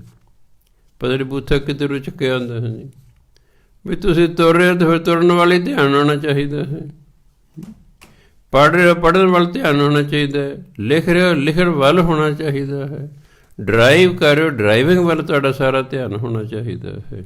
ਸਿਮਰਨ ਕਰੋ, ਸਿਮਰਨ ਵੱਲ ਧਿਆਨ ਹੋਣਾ ਚਾਹੀਦਾ ਹੈ। ਮਹਾਨਤਾ ਜ਼ਿੰਦਗੀ ਮੈਂ ਦੇਖਿਆ ਸਾਰੀ ਧਿਆਨ ਦੀ ਹੀ ਹੈ। ਧਿਆਨ ਦਾ ਹੀ ਅਭਿਆਸ ਕਰਨਾ ਚਾਹੀਦਾ। ਧਿਆਨ ਦਾ ਹੀ ਅਭਿਆਸ ਬੱਚਿਆਂ ਤੋਂ ਕਰਾਉਣਾ ਚਾਹੀਦਾ ਹੈ, ਤਾਂ ਜੋ ਉਹਨਾਂ ਦੀ ਜ਼ਿੰਦਗੀ ਠੀਕ ਤਰੀਕੇ ਨਾਲ ਬਤੀਤ ਹੋਵੇ। ਸੋ ਪਹਿਲੀ ਜਿਹੜੀ ਸਿੱਖਿਆ ਹੈ ਉਹ ਗੁਰੂ ਮਹਾਰਾਜ ਨੇ ਇਹ ਦਿੱਤੀ। ਫਿਰ ਚਲੋ ਜੀ, ਮਰਦਾਨਾ ਜੀ ਨੂੰ ਨਾਲ ਲਿਆ। ਹੁਣ ਨਾਮ ਜਪਾਉਣ ਲਈ ਸੰਸਾਰ ਦਾ ਚੱਕਰ ਲਾਉਣਾ ਸ਼ੁਰੂ ਕੀਤਾ। ਚੱਲ ਕੇ ਐਮਨਾਬਾਦ ਪਹੁੰਚੇ। ਉੱਥੇ ਭਾਈ ਲਾਲੋ ਅਤੇ ਮਲਕ ਭਾਗੋ ਰਹਿੰਦੇ ਸੀ। ਭਾਈ ਲਾਲੋ ਤਰਖਾਣ ਸੀ, 10 ਨੂੰ ਦੀ ਕਿਰਤ ਕਰਕੇ ਆਪਣਾ ਪਰਿਵਾਰ ਅਤੇ ਆਪਣਾ ਗੁਜ਼ਾਰਾ ਕਰਦਾ ਸੀ। ਜਿਹੜਾ ਮਲਕ ਭਾਗੋ ਸੀ ਇਹ 80 ਪਿੰਡਾਂ ਦਾ ਜਗੀਰਦਾਰ ਸੀ। ਇਹਨੂੰ ਹਰਾਮ ਦੀ ਕਮਾਈ ਸੀ। ਗੁਰੂ ਨਾਨਕ ਦੇਵ ਜੀ ਮਹਾਰਾਜ ਮਲਕ ਭਾਗੋ ਦੇ ਘਰ ਜਾ ਕੇ ਠਹਿਰੇ, ਭਾਈ ਲਾਲੋ ਦੇ ਨਹੀਂ ਗਏ। ਨੀਚਾਂ ਅੰਦਰ ਨੀਚ ਜਾਤ, ਨੀਚੀ ਹੂੰ ਅਤ ਨੀਚ, ਨਾਨਕ ਤਿਨ ਕੈ ਸੰਗ ਸਾਥ, ਵੱਡਿਆਂ ਸਿਉ ਕਹਿ ਰੀਸ। ਭਾਈ ਲਾਲੋ ਦੇ ਕੋਦਰੇ ਦੀ ਰੋਟੀ ਖਾਂਦੇ, ਜਿਵੇਂ ਬਾਜਰਾ ਹੁੰਦਾ ਨਾ, ਇਸ ਤਰ੍ਹਾਂ ਹੁੰਦਾ। ਕਰਨਾਟਕ ਦੇ ਵਿੱਚ ਮੈਂ ਇੱਕ ਵਾਰੀ ਲੰਘ ਰਿਹਾ ਸੀ ਅਤੇ ਬਾਜਰੇ ਵਰਗੀ ਫਸਲ ਸੀ। ਮੈਂ ਬੱਸ 'ਚ ਬੈਠਾ ਅਤੇ ਨਾਲ ਦੇ ਨੂੰ ਪੁੱਛਿਆ, ਮੈਂ ਇਹ ਇੱਥੋਂ ਦਾ ਹੀ ਹੈ, ਇਹਨੂੰ ਪਤਾ? ਮੈਂ ਜੀ ਆਹ ਕਾਹਦੀ ਫਸਲ ਹੈ? ਕਹਿੰਦੇ ਕੋਦਰਾ ਹੈ, ਕੋਦਰਾ। ਅੱਛਾ, ਜੇ ਬਾਜਰੇ ਦੇ ਸਿੱਟੇ ਹੁੰਦੇ ਨੇ ਇਹੋ ਜਿਹੇ ਸੀ। ਸਿੱਧੇ ਸ਼ਬਦਾਂ 'ਚ ਵੀ ਬਾਜਰੇ ਦੀ ਰੋਟੀ। ਆ ਵੱਡੀ ਉਮਰ ਵਾਲੇ ਛੋਟੀ ਉਮਰ 'ਚ ਬਾਜਰੇ ਦੀ ਰੋਟੀ ਖਾਇਆ ਕਰਦੇ ਸੀ। ਹੁਣ ਤਾਂ ਤੁਸੀਂ ਕਦੇ ਕਦੇ ਸ਼ੌਕ ਵਜੋਂ ਬਾਜਰੇ ਦੀ ਰੋਟੀ ਹੋ ਸਕਦਾ ਸਰੋਂ ਦੇ ਸਾਗ ਨਾਲ ਖਾਂਦੇ ਹੋ, ਨਹੀਂ ਤਾਂ ਪਹਿਲਾਂ ਜਦੋਂ ਗਰੀਬੀ ਸੀ ਆ ਬਠਿੰਡੇ ਜ਼ਿਲ੍ਹੇ, ਸੰਗਰੂਰ ਜ਼ਿਲ੍ਹੇ 'ਚ ਸਾਰਾ ਬਾਜਰੇ ਹੋਇਆ ਕਰਦੇ ਸੀ। ਹੌਲੀ ਹੌਲੀ ਲੋਕਾਂ ਨੂੰ ਪਤਾ ਲੱਗਿਆ ਬਾਜਰਾ ਤਾਂ ਬਹੁਤ ਲਾਭਦਾਇਕ ਹੈ, ਪਰ ਇਹਨੂੰ ਗਰੀਬਾਂ ਦਾ ਭੋਜਨ ਗਿਣਿਆ ਕਰਦੇ ਸੀ, ਗਰੀਬਾਂ ਦਾ ਭੋਜਨ। ਖੈਰ, ਕੋਦਰੇ ਦੀ ਰੋਟੀ ਖਾ ਕੇ ਵੀ ਆਨੰਦ 'ਚ ਨੇ। ਅਤੇ ਜਿਹੜਾ ਸੀ ਮਲਕ ਭਾਗੋ, ਉਹ ਹਰ ਸਾਲ ਜਿਹੜਾ ਹੈ ਪ੍ਰੀਤੀ ਭੋਜਨ ਕਰਿਆ ਕਰਦਾ ਸੀ, ਵੀ ਬਹੁਤ ਸਾਰੇ ਪੰਡਤਾਂ ਸਾਧੂਆਂ ਨੂੰ ਸੱਦ ਕੇ ਉਹਨੂੰ ਲੰਗਰ ਛਕਾਇਆ ਕਰਦਾ ਸੀ। ਕਈ ਵਾਰੀ ਮਨੁੱਖ ਸ਼ੋਅ ਕਰਦਾ ਵੀ ਮੈਂ ਬਹੁਤ ਪੁੰਨ ਕਰਨ ਵਾਲਾ, ਮੈਂ ਬੜਾ ਦਾਨੀ ਹਾਂ। ਉਹਨੂੰ ਪਤਾ ਲੱਗਾ ਕਿ ਗੁਰੂ ਨਾਨਕ ਦੇਵ ਜੀ ਆਏ ਹੋਏ ਹਨ। ਉਹਨੇ ਸੁਨੇਹਾ ਭੇਜਿਆ, ਭਾਈ ਲਾਲੋ ਦੇ ਘਰ ਗੁਰੂ ਨਾਨਕ ਦੇਵ ਨੂੰ ਜਾ ਕਹੋ ਵੀ ਮਲਕ ਭਾਗੋ ਨੇ ਸੱਦਿਆ, ਪ੍ਰੀਤੀ ਭੋਜਨ ਛਕੋ। ਗੁਰੂ ਮਹਾਰਾਜ ਨੇ ਕਿਹਾ ਵੀ ਅਸੀਂ ਤਾਂ ਭਾਈ ਰੋਟੀ ਖਾ ਲਈ ਹੈ, ਹੁਣ ਤਾਂ ਸਾਨੂੰ ਭੁੱਖ ਨਹੀਂ ਹੈ। ਦੂਜਾ ਫਿਰ ਸੁਨੇਹਾ ਆ ਗਿਆ ਹੈ। ਗੁਰੂ ਮਹਾਰਾਜ ਕਿਹਾ ਭਾਈ ਸਾਨੂੰ ਭੁੱਖ ਨਹੀਂ ਹੈ, ਅਸੀਂ ਨਹੀਂ ਖਾਣਾ ਹੈ। ਤੀਜਾ ਸੁਨੇਹਾ ਆ ਗਿਆ ਹੈ। ਗੁਰੂ ਮਹਾਰਾਜ ਕਹਿੰਦੇ ਭਾਈ ਲਾਲੋ ਕੋਈ ਰੋਟੀ ਹੈ ਘਰ 'ਚ? ਕਿ ਹਾਂ ਹੈ। ਕਹਿੰਦੇ ਪੌਣੇ 'ਚ ਲਪੇਟ ਲਓ, ਲੋੜ ਪੈਣੀ ਉਹਦੀ। ਭਾਈ ਲਾਲੋ ਨੇ ਰੋਟੀ ਫੜ ਲਈ ਬਾਜਰੇ ਦੀ। ਗੁਰੂ ਮਹਾਰਾਜ ਚੱਲ ਪਏ। ਮਲਕ ਭਾਗੋ ਦੇ ਪਹੁੰਚ ਗਏ। ਉਹਨੇ ਬੜੇ 100 ਵੱਡੇ ਵੱਡੇ ਜਿਹੜੇ ਪੰਡਿਤ ਸੱਦੇ ਹੋਏ ਨੇ, ਸਾਧੂ ਸੱਦੇ, ਪੰਗਤਾਂ ਲੱਗੀਆਂ ਹੋਈਆਂ ਨੇ। ਸਿਰਫ ਉਡੀਕ ਰਹੇ ਨੇ ਗੁਰੂ ਨਾਨਕ ਨੂੰ ਵੀ ਆ ਜਾਣ ਅਤੇ ਫਿਰ ਲੰਗਰ ਵਰਤਾਉਣਾ ਸ਼ੁਰੂ ਕਰੀਏ। ਉਹਨੂੰ ਆਕੜ ਸੀ ਮੈਂ ਐਡਾ ਵੱਡਾ ਜਗੀਰਦਾਰ, ਇੱਕ ਸਾਧੂ ਨਹੀਂ ਆਇਆ ਮੈਂ ਹੈ। ਉਹ ਥੋੜ੍ਹਾ ਔਖਾ ਜਿਹਾ ਕਹਿੰਦਾ ਤੁਹਾਨੂੰ 3 ਸੁਨੇਹੇ ਭੇਜੇ, ਤੁਸੀਂ ਬੜੀ ਦੇਰ ਲਾਤੀ ਇੱਥੇ ਉਡੀਕ ਕਰਨ। ਕਹੇ ਜੇ ਸਾਨੂੰ ਭੁੱਖ ਹੀ ਨਹੀਂ ਹੈ, ਸਾਡੀ ਉਡੀਕ ਕਹਿੰਦੇ ਦੱਸ ਤਾਂ ਦਿੱਤਾ ਸਾਨੂੰ ਭੁੱਖ ਨਹੀਂ, ਅਸੀਂ ਨਹੀਂ ਖਾਣਾ। ਨਹੀਂ ਨਹੀਂ ਤੁਸੀਂ ਜ਼ਰੂਰ ਖਾਓ। ਗੁਰੂ ਮਹਾਰਾਜ ਅਸੀਂ ਨਹੀਂ ਖਾਣਾ। ਕਹੇ ਜੀ ਕਿਉਂ ਨਹੀਂ ਖਾਣਾ? ਕਹਿੰਦੇ ਕੀ ਲੈਣਾ ਹੈ? ਮਲਕ ਭਾਗੋ ਪੁੱਛ ਕੇ ਕਹਿੰਦੇ ਨਹੀਂ ਪਤਾ ਤਾਂ ਲੱਗੇ ਜੀ। ਸਾਰੇ ਸਾਧੂ ਪੰਡਿਤ ਸੁਣ ਰਹੇ ਹਨ। ਗੁਰੂ ਮਹਾਰਾਜ ਕਹਿੰਦੇ ਤੇਰਾ ਭੋਜਨ ਹਰਾਮ ਦੀ ਕਮਾਈ ਦਾ ਹੈ, ਇਸ ਲਈ ਅਸੀਂ ਇਹ ਨਹੀਂ ਖਾਣਾ। ਇਹ ਨਹੀਂ ਖਾਣਾ। ਯਾਦ ਰੱਖਿਓ 1992 ਦੇ ਵਿੱਚ ਸੁਖਮਨੀ ਸਾਹਿਬ ਸੇਵਾ ਸੁਸਾਇਟੀ ਬਣੀ। ਫਿਰ ਇੱਥੇ ਹੌਲੀ ਹੌਲੀ ਪਾਠ ਸਿਖਾਉਣਾ ਸ਼ੁਰੂ ਕੀਤਾ। ਇੱਥੇ ਰੋਜ਼ ਵਾਰੀ ਵਾਰੀ ਦੇ ਦੇਗ ਬਣਵਾਉਂਦੀ ਹੁੰਦੀ ਸੀ ਸੰਗਤ। ਬੀਬੀ ਜਿਹੜੇ ਕਿ ਸਾਫ਼ ਕਹਿਣਾ, ਜਿਹੜੇ ਕਿ ਜੀ ਸਾਡੇ ਆ ਲਓ 100 ਰੁਪਇਆ ਦੇਗ ਬਣਾਉਂਦੇ। ਬੀਬੀ ਨੇ ਕਹਿਣਾ ਮੇਰੀ ਗੱਲ ਸੁਣ ਲਓ, ਸਾਨੂੰ ਨਹੀਂ ਭਰਾਵਾ ਤੇਰੀ ਕਮਾਈ ਦਾ ਪਤਾ, ਕਿਹੋ ਜਿਹੀ ਤੇਰੀ ਕਮਾਈ ਹੈ। ਆਪਣੀ ਤਨਖਾਹ 'ਚ 100 ਰੁਪਇਆ ਦੇ ਕੇ ਜਾਈਂ।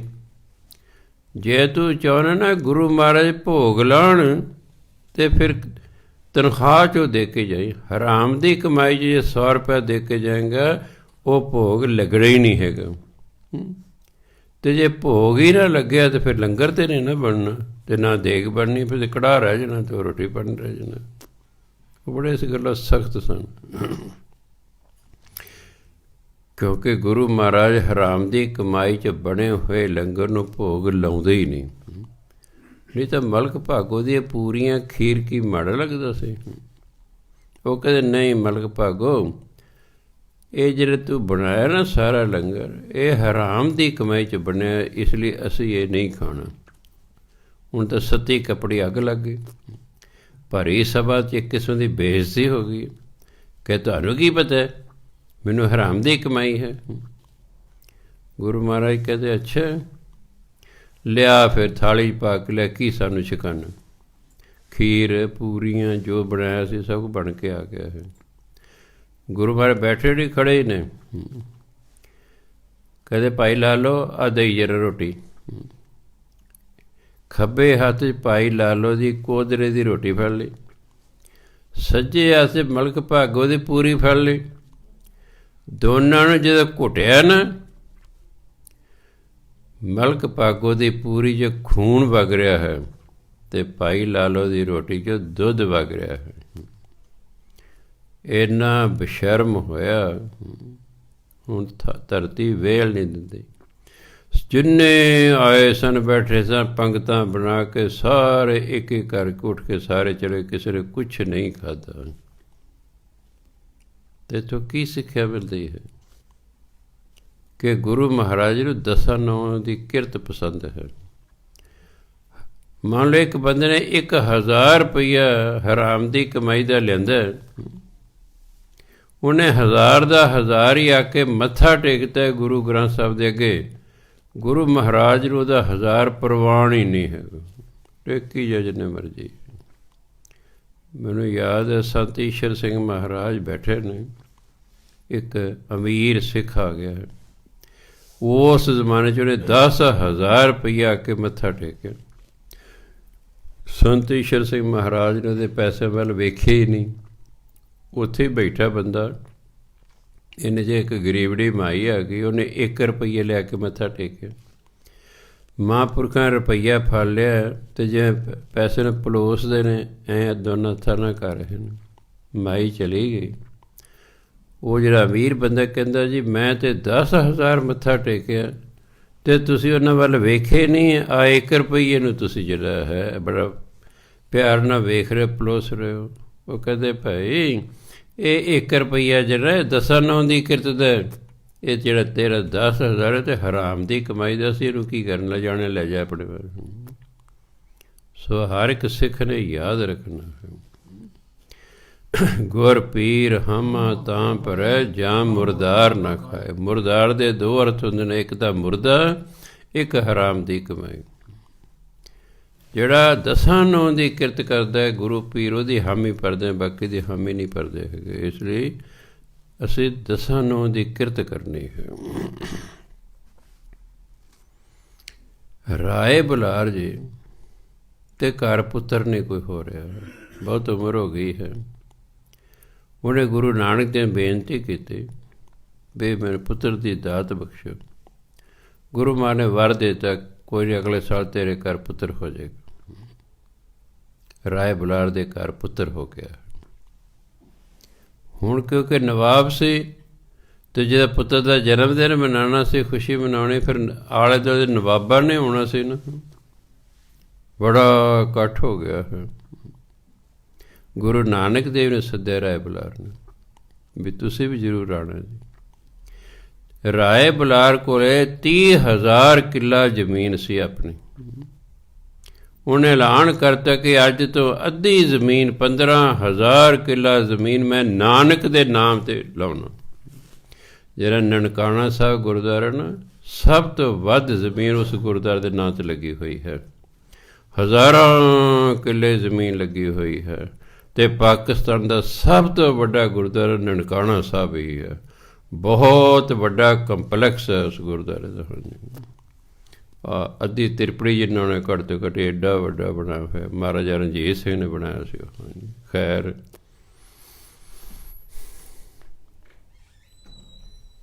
ਅੱਧੀ ਜ਼ਮੀਨ ਆਪਣੀ ਗੁਰੂ ਨਾਨਕ ਨਾਮ ਦੇ ਲਾਤੀ ਹੈ।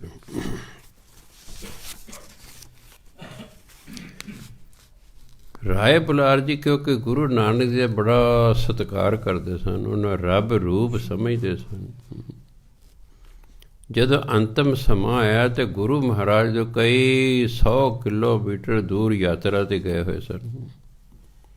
ਰਾਏ ਬੁਲਾਰ ਨੇ ਦੇਖਿਆ ਵੀ ਮੇਰਾ ਅੰਤਮ ਸਮਾਂ ਆ ਗਿਆ ਹੈ। ਜੇ ਇਸ ਵੇਲੇ ਗੁਰੂ ਨਾਨਕ ਦੇਵ ਜੀ ਹੁੰਦੇ ਤਾਂ ਮੈਂ ਉਹਨਾਂ ਦੀ ਹਾਜ਼ਰੀ ਦੇ ਵਿੱਚ ਸਰੀਰ ਤਿਆਗਦਾ। ਹੁਣ ਅੰਦਰ ਖਾਤੇ ਗੁਰੂ ਨਾਨਕ ਜੀ ਨੂੰ ਪਤਾ ਲੱਗ ਗਿਆ। ਕਹਿੰਦੇ ਮਰਦਾਨਾ ਜੀ ਅੱਖਾਂ ਮੀਟੋ। ਰਾਏ ਬੁਲਾਰ ਜੀ ਯਾਦ ਕਰ ਇਹਨੂੰ, ਅੱਖਾਂ ਮੀਟੀਏ। ਕਹਿੰਦੇ ਹੁਣ ਖੋਲ੍ਹੋ, ਅਤੇ ਰਾਏ ਬੁਲਾਰ ਦੇ ਬੂਹੇ ਅੱਗੇ ਖਲੋਤੇ ਨੇ। ਮਰਦਾਨਾ ਜੀ ਤੁਸੀਂ ਆਪਣੇ ਘਰ ਮੇਲ ਆਓ ਅਤੇ ਕੁਝ ਸਮੇਂ ਬਾਅਦ ਆ ਜਿਓ, ਆਪਾਂ ਨੂੰ ਫਿਰ ਵਾਪਸ ਜਾਣਾ ਹੈ। ਰਾਏ ਬੁਲਾਰ ਨੂੰ ਆਵਾਜ਼ ਮਾਰੀ ਹੈ, ਬੱਚੇ ਭੱਜੇ ਗਏ। ਦਾਦਾ ਜੀ ਜੋ ਕੋਈ ਲੱਗਦੇ ਸਨ, ਗੁਰੂ ਨਾਨਕ ਦੇਵ ਜੀ ਆਏ ਨੇ, ਗੁਰੂ ਨਾਨਕ ਦੇਵ ਜੀ ਆਏ ਨੇ। ਗੁਰੂ ਮਹਾਰਾਜ ਸਿੱਧੇ ਰਾਏ ਬੁਲਾਰ ਦੇ ਪਲੰਘ ਕੋਲ ਚਲੇ ਗਏ। ਰਾਏ ਬੁਲਾਰ ਬਹੁਤ ਬਜ਼ੁਰਗ ਸੀ, ਉੱਠਣ ਦੀ ਕੋਸ਼ਿਸ਼ ਕਰ ਰਿਹਾ ਹੈ। ਗੁਰੂ ਮਹਾਰਾਜ ਕਹਿੰਦੇ ਨਹੀਂ ਰਾਏ ਜੀ ਲੇਟੇ ਰਹੋ, ਕੋਈ ਨਹੀਂ ਸੀ ਤੇ ਤੁਹਾਡੇ ਕੋਲ ਹੀ ਬੈਠਦੇ। ਹਾਂ ਕਿਵੇਂ ਯਾਦ ਕੀਤਾ ਸਾਨੂੰ? ਕਹਿੰਦੇ ਤੁਹਾਡੀ ਬੜੀ ਕਿਰਪਾ ਹੈ, ਤੁਸੀਂ ਬੜਾ ਵੇਲੇ ਸਿਰ ਆਏ ਹੋ। ਮੈਨੂੰ ਐਂ ਮਹਿਸੂਸ ਹੋ ਰਿਹਾ ਕਿ ਮੇਰਾ ਅੰਤਮ ਸਮਾਂ ਆ ਰਿਹਾ ਹੈ।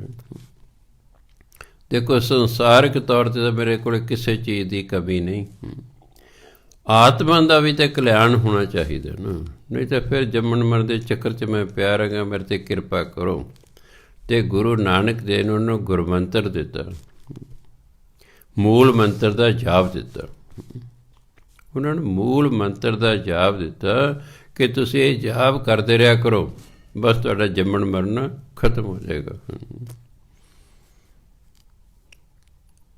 ਸਮਾਂ ਬੀਤਦਾ ਗਿਆ। ਗੁਰੂ ਮਹਾਰਾਜ ਇੱਕ ਵਾਰੀ ਜੰਗਲ 'ਚ ਲੰਘ ਰਹੇ ਨੇ। ਮਰਦਾਨਾ 'ਚ ਬੜੀ ਭੁੱਖ ਲੱਗੀ। ਕਹਿੰਦੇ ਬਾਬਾ ਜੀ ਤੁਹਾਨੂੰ ਤਾਂ ਨਾ ਭੁੱਖ ਲੱਗਦੀ ਨਾ ਪਿਆਸ ਲੱਗਦੀ, ਮੈਨੂੰ ਤਾਂ ਭੁੱਖ ਬੜੀ ਲੱਗੀ ਹੈ ਅਤੇ ਨੇੜੇ ਤੇੜੇ ਪਿੰਡ ਹੀ ਕੋਈ ਨਹੀਂ ਦਿਸਦਾ। ਕਹਿੰਦੇ ਨਹੀਂ ਮਰਦਾਨਾ ਜੀ, ਨਾ ਕੁਝ ਦੇਰ ਬਾਅਦ ਜੰਗਲ ਖਤਮ ਹੋ ਜਾਏਗਾ, ਬੇਦੀਆਂ ਦਾ ਪਿੰਡ ਆਵੇਗਾ, ਉੱਥੇ ਜਾ ਕੇ ਤੂੰ ਜੋ ਖਾਣਾ ਪੀਣਾ ਖਾ ਪੀ ਲਈ। ਕੁਝ ਸਮੇਂ ਬਾਅਦ ਜੰਗਲ ਸਮਾਪਤ ਹੋ ਗਿਆ, ਸਾਹਮਣੇ ਪਿੰਡ ਦੇ ਦਿੱਤਾ। ਗੁਰੂ ਮਹਾਰਾਜ ਕਹਿੰਦੇ ਇੱਥੇ ਬੈਠਦੇ ਹਾਂ, ਤੂੰ ਕਿਸੇ ਘਰ 'ਚ ਵੀ ਜਾ ਕੇ ਕਹੀਂ ਵੀ ਬੇਦੀਆਂ ਦੇ ਕੁਝ ਜਿਹੜੇ ਗੁਰੂ ਨਾਨਕ ਦੇਵ ਜੀ ਹਨ, ਮੈਂ ਉਹਨਾਂ ਦਾ ਸੇਵਕ ਹਾਂ, ਬਸ ਆਪੇ ਤੋਂ ਰੋਟੀ ਪਾਣੀ ਖਵਾ ਦੇਣਗੇ। ਜਿਉਂ ਹੀ ਉਸ ਪਿੰਡ ਦੇ ਲੋਕਾਂ ਨੂੰ ਪਤਾ ਲੱਗਾ, ਬੜੀ ਉਹਨਾਂ ਨੇ ਸੇਵਾ ਕੀਤੀ, ਆਦਰ ਮਾਣ ਕੀਤਾ, ਮਰਦਾਨਾ ਜੀ ਵਧੀਆ ਭੋਜਨ ਛਕਾਇਆ ਹੈ।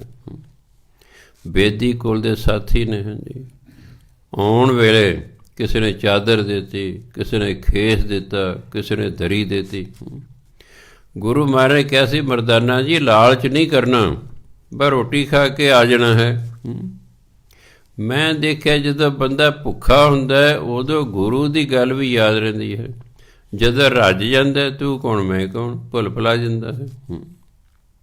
ਰੱਜ ਗਿਆ ਹੁਣ ਅਤੇ ਗੁਰੂ ਦੀ ਗੱਲ ਹੀ ਭੁੱਲ ਗਈ। ਉਹ ਪੰਡ ਬਣ ਲਈ ਕੱਪੜਿਆਂ ਦੀ ਲਈ ਆਉਂਦੇ ਨੇ, ਜੋ ਨੇੜੇ ਆਏ ਗੁਰੂ ਬਾਰੇ ਹੱਸ ਪਏ। ਕਹਿੰਦੇ ਜਦ ਪੰਡ ਲਿਆ ਕੇ ਰੱਖੀ ਨਾ, ਕਹਿੰਦੇ ਮਰਦਾਨਾ ਜੀ ਤੁਹਾਨੂੰ ਨਹੀਂ ਪਤਾ ਆਪਾਂ ਦੇਸਾਂ ਵਿਦੇਸਾਂ 'ਚ ਜਾਣਾ ਹੈ, ਇਹ ਪੰਡ ਨੂੰ ਕਿੱਥੇ ਚੱਕੀ ਫਿਰੋਗੇ? ਤੁਹਾਨੂੰ ਮੈਂ ਕਿਹਾ ਸੀ ਲਾਲਚ ਨਹੀਂ ਕਰਨਾ, ਤੁਸੀਂ ਫਿਰ ਲਾਲਚ 'ਚ ਆ ਗਏ ਹੋ। ਇਹ ਪੰਡ ਦੇ ਕਿਸੇ ਚੱਕੀ ਫਿਰੋਗੇ? ਇੱਕਦਮ ਖਿਆਲ ਹੈ ਵੀ ਗੱਲ ਤਾਂ ਗਲਤ ਹੋ ਗਈ, ਵਾਕਈ ਇੰਨਾ ਕੱਪੜ ਕੌਣ ਚੱਕੀ ਫਿਰੇਗਾ ਸਿਰ 'ਤੇ ਕੀ ਕਰਨਾ ਇਹਨੂੰ? ਹੁਣ ਕਹਿੰਦੀ ਫਿਰ ਹੁਣ ਕੀ ਕਰਾਂ? ਕਹਿੰਦੇ ਦੇ ਜੇ ਤਾਂ ਉਸੇ ਪਿੰਡ 'ਚ ਜਾ ਕੇ ਵਾਪਸ ਕਰਕੇ ਆਓ, ਆਪਣੀ ਬੇਇੱਜ਼ਤੀ ਸਮਝਣਗੇ ਵੀ ਸਾਡੀ ਚੀਜ਼ ਵਾਪਸ ਕਰਤੀ।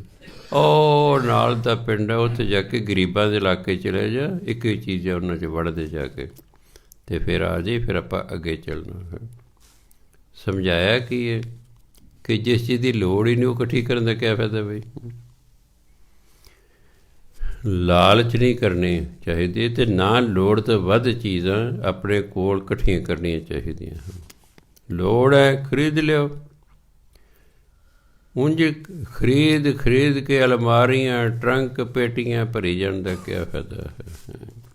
ਕਿਉਂਕਿ ਜਦੋਂ ਅਮੀਰ ਜ਼ਿਆਦਾ ਕੱਪੜਾ ਖਰੀਦ ਲੈਂਦਾ, ਕੱਪੜਾ ਮਹਿੰਗਾ ਹੋ ਜਾਂਦਾ ਅਤੇ ਗਰੀਬ ਨੂੰ ਪਾਉਣ ਨੂੰ ਨਹੀਂ ਮਿਲਦਾ ਹੈ। ਕੁਦਰਤੀ ਗੱਲ ਹੈ, ਡਿਮਾਂਡ ਐਂਡ ਸਪਲਾਈ ਦਾ ਨਿਯਮ ਇਕਨੋਮਿਕਸ ਦਾ ਹੈ।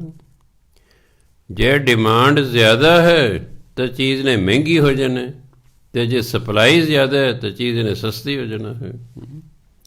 ਜੇ ਅਮੀਰ ਹੀ ਬਹੁਤ ਖਰੀਦ ਲੈਣਗੇ ਤਾਂ ਫਿਰ ਗਰੀਬਾਂ ਲਈ ਤਾਂ ਭਾਅ ਆਪੇ ਚੜ੍ਹਦਾ ਹੀ ਚੜ੍ਹਦਾ ਹੈ। ਇਸ ਲਈ ਸਮਝਾਇਆ ਸਿੱਖ ਨੂੰ।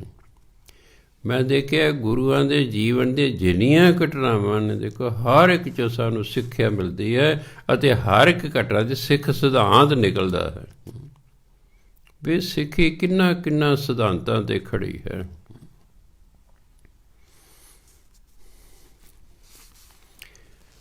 ਮੁਲਤਾਨ ਦਾ ਇਲਾਕਾ ਹੈ ਪਾਕਿਸਤਾਨ ਦੇ ਵਿੱਚ, ਉੱਥੇ ਇੱਕ ਤਲੰਬਾ ਪਿੰਡ ਹੈ, ਨਗਰ ਹੈ।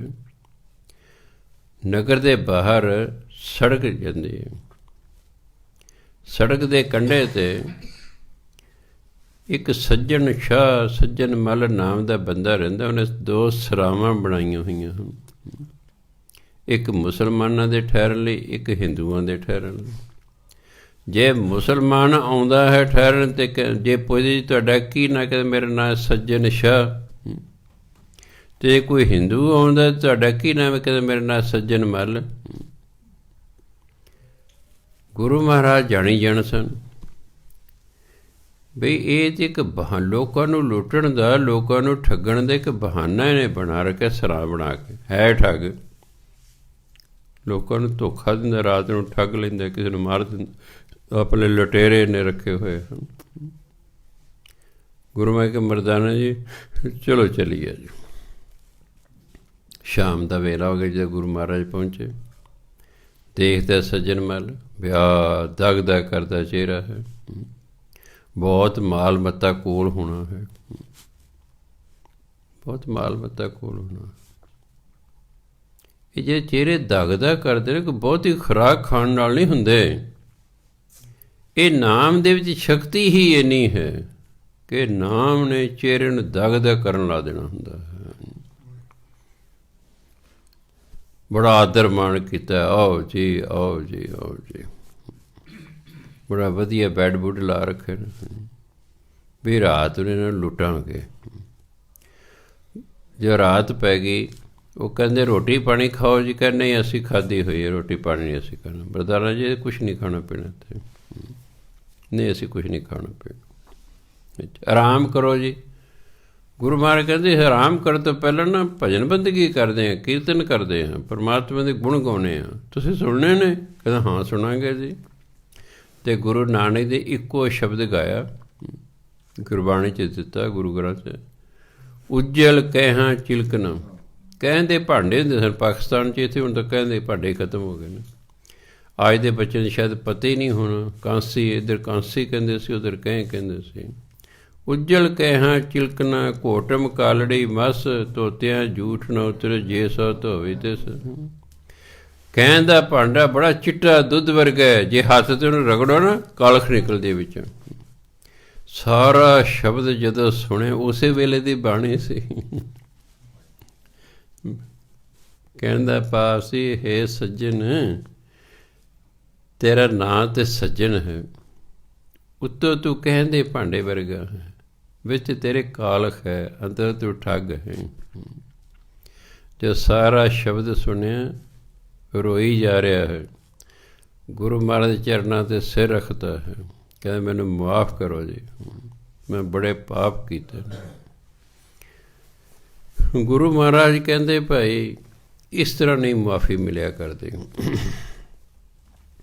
ਜਿੰਨਾ ਵੀ ਤੇਰੇ ਕੋਲ ਠੱਗੀ ਦਾ ਮਾਲ ਹੈ, ਇਹ ਪਹਿਲਾਂ ਜਾ ਕੇ ਗਰੀਬਾਂ 'ਚ ਵੰਡ ਦੇ, ਉਹ ਤੋਂ ਬਾਅਦ ਅਸੀਂ ਫਿਰ ਤੇਰੇ ਨਾਲ ਗੱਲ ਕਰਾਂਗੇ। ਸੋ ਜਿੰਨਾ ਮਾਲ ਸੀ ਸੱਜਣ ਠੱਗ ਨੇ ਗਰੀਬਾਂ ਜਾ ਕੇ ਵੰਡਤਾ। ਗੁਰੂ ਮਹਾਰਾਜ ਕੇ ਹੁਣ ਤੋਬਾ ਕਰ, ਵੀ ਅੱਗੇ ਤੋਂ ਕਿਸੇ ਨਾਲ ਠੱਗੀ ਨਹੀਂ ਕਰੇਗਾ। ਉਹਨੇ ਤੋਬਾ ਕੀਤੀ। ਆਪਾਂ ਨੂੰ ਨਹੀਂ ਪਤਾ ਹੁੰਦਾ ਵੀ ਉਹ ਸੱਚੇ ਮਨ ਨਾਲ ਕਰੇ ਕਿ ਉੱਪਰੋਂ ਉੱਪਰੋਂ ਕਰ ਰਿਹਾ ਹੈ, ਪਰ ਗੁਰੂ ਮਹਾਰਾਜ ਦੀ ਜਾਣੀ ਜਾਂ ਅੰਤਰਜਾਮੀ ਸਾਨੂੰ ਦੇਖਿਆ ਵੀ ਸੱਚੇ ਮਨੋਂ ਹੀ ਕਰ ਰਿਹਾ ਹੈ। ਫਿਰ ਉਹਨੂੰ ਗੁਰਮੰਤਰ ਦਿੱਤਾ, ਸਿੱਖ ਧਰਮ ਦੇ ਸਿਧਾਂਤ ਉਹਨੂੰ ਸਮਝਾਏ, ਅਤੇ ਫਿਰ ਉਸ ਨੂੰ ਮੁਲਤਾਨ ਦਾ ਪਹਿਲਾ ਪ੍ਰਚਾਰਕ ਸਿੱਖ ਧਰਮ ਦਾ ਉਹਨੂੰ ਸੱਜਣ ਠੱਗ ਨੂੰ ਲਾਇਆ। ਸੱਜਣ ਠੱਗ ਬਦਲ ਕੇ ਜਿਹੜਾ ਹੈ, ਪਰ ਇੱਕ ਮੈਂ ਦੇਖਿਆ ਕਲੰਕ ਮਫੀਟ ਸ੍ਰੀ, ਕਲੰਕ ਨਹੀਂ ਮਿਟਦਾ। ਉਹ ਬ੍ਰਹਮ ਗਿਆਨੀ ਵੀ ਗੁਰੂ ਮਹਾਰਾਜ ਨੇ ਬਣਾਤਾ, ਸਿੱਖ ਧਰਮ ਦਾ ਪ੍ਰਚਾਰਕ ਵੀ ਲਾਤਾ, ਪਰ ਅੱਜ ਤੱਕ ਉਹਦੇ ਨਾਂ ਨਾਲ ਠੱਗ ਹੀ ਲੱਗਾ ਹੋਇਆ, ਠੱਗ ਲੱਗਿਆ ਹੈ। ਇਸ ਲਈ ਕਰਮ ਬੜੇ ਧਿਆਨ ਨਾਲ ਕਰਨੇ ਚਾਹੀਦੇ ਨੇ। ਜੇ ਇੱਕ ਵਾਰੀ ਕਲੰਕ ਲੱਗ ਗਿਆ ਨਾ, ਇਹ ਪਤਾ ਨਹੀਂ ਕਿੰਨਾ ਕਿੰਨਾ ਸਮਾਂ ਫਿਰ ਚੱਲੀ ਜਾਣਾ। ਮੈਨੂੰ ਯਾਦ ਆ ਸਾਡੇ ਪਿੰਡ ਦੇ ਵਿੱਚ ਸੱਥ ਦੇ ਵਿੱਚ ਬੈਠੇ, ਚੌਂਕ ਜਿਹੜਾ ਹੁੰਦਾ ਨਾ, ਕੋਈ ਬੈਠੇ ਪਿੰਡ, ਇੱਕ ਮੱਝ ਕੋਲੋਂ ਲੰਘੀ, ਉਹਨੇ ਗੋਹਾ ਕਰਤਾ। ਇੱਕ ਕਹਿੰਦਾ ਵੀ ਜਿਹੜਾ ਪਾਈਆ ਗੋਹਾ ਖਾਵੇ 250 ਗ੍ਰਾਮ, ਜਿਹੜਾ ਪਾਈਆ ਗੋਹਾ ਖਾਵੇ ਉਹਨੂੰ ਮੈਂ 2 ਰੁਪਈਏ ਦੇਵਾਂਗਾ। ਉਸ ਵੇਲੇ 2 ਰੁਪਏ ਦੀ 40 ਕਿਲੋ ਕਣਕ ਆਉਂਦੀ ਹੁੰਦੀ ਸੀ। ਇੱਕ ਕਹਿੰਦਾ ਮੈਂ ਖਾਵਾਂਗਾ, ਪਰ ਕਹਿੰਦਾ ਪਹਿਲਾਂ 2 ਰੁਪਈਏ ਲਿਆ, ਉਹ ਬਾਣੀਏ ਕੋਲੇ ਦੇ ਆ, ਮਗਰ ਮੁੱਕਰ ਨਾ ਜਾਏ, ਮੈਂ ਗੋਹਾ ਵੀ ਖਾ ਲਾ ਤੂੰ ਪੈਸੇ ਨਾ ਦੇਵੇਂ। ਉਹਨੇ 2 ਰੁਪਏ ਲਿਆਂਦੇ, ਬਾਣੀਏ ਕੋਲ ਉਹਦੇ ਤੱਕੜੀ ਵੱਟਾ ਲਿਆ, ਪਾਈਆ ਗੋਹਾ ਮਿਲ ਲਿਆ, ਉਹ ਗੋਹਾ ਖਾ ਗਿਆ ਜੀ। ਚਲੋ 2 ਰੁਪਈਏ ਤਾਂ ਜਿੱਤ ਗਿਆ। ਜੇ ਕਿਸੇ ਨੇ ਆ ਕੇ ਪੁੱਛਣਾ ਵੀ ਫਲਾਣਾ ਸਿੰਘ ਦੇ ਘਰ ਜਾਣਾ, ਉਹ ਗੋਹੇ ਖਾਣੇ ਦੇ, ਉਹ ਨਾ ਹੀ ਪੈ ਗਿਆ ਗੋਹੇ ਖਾਣੇ।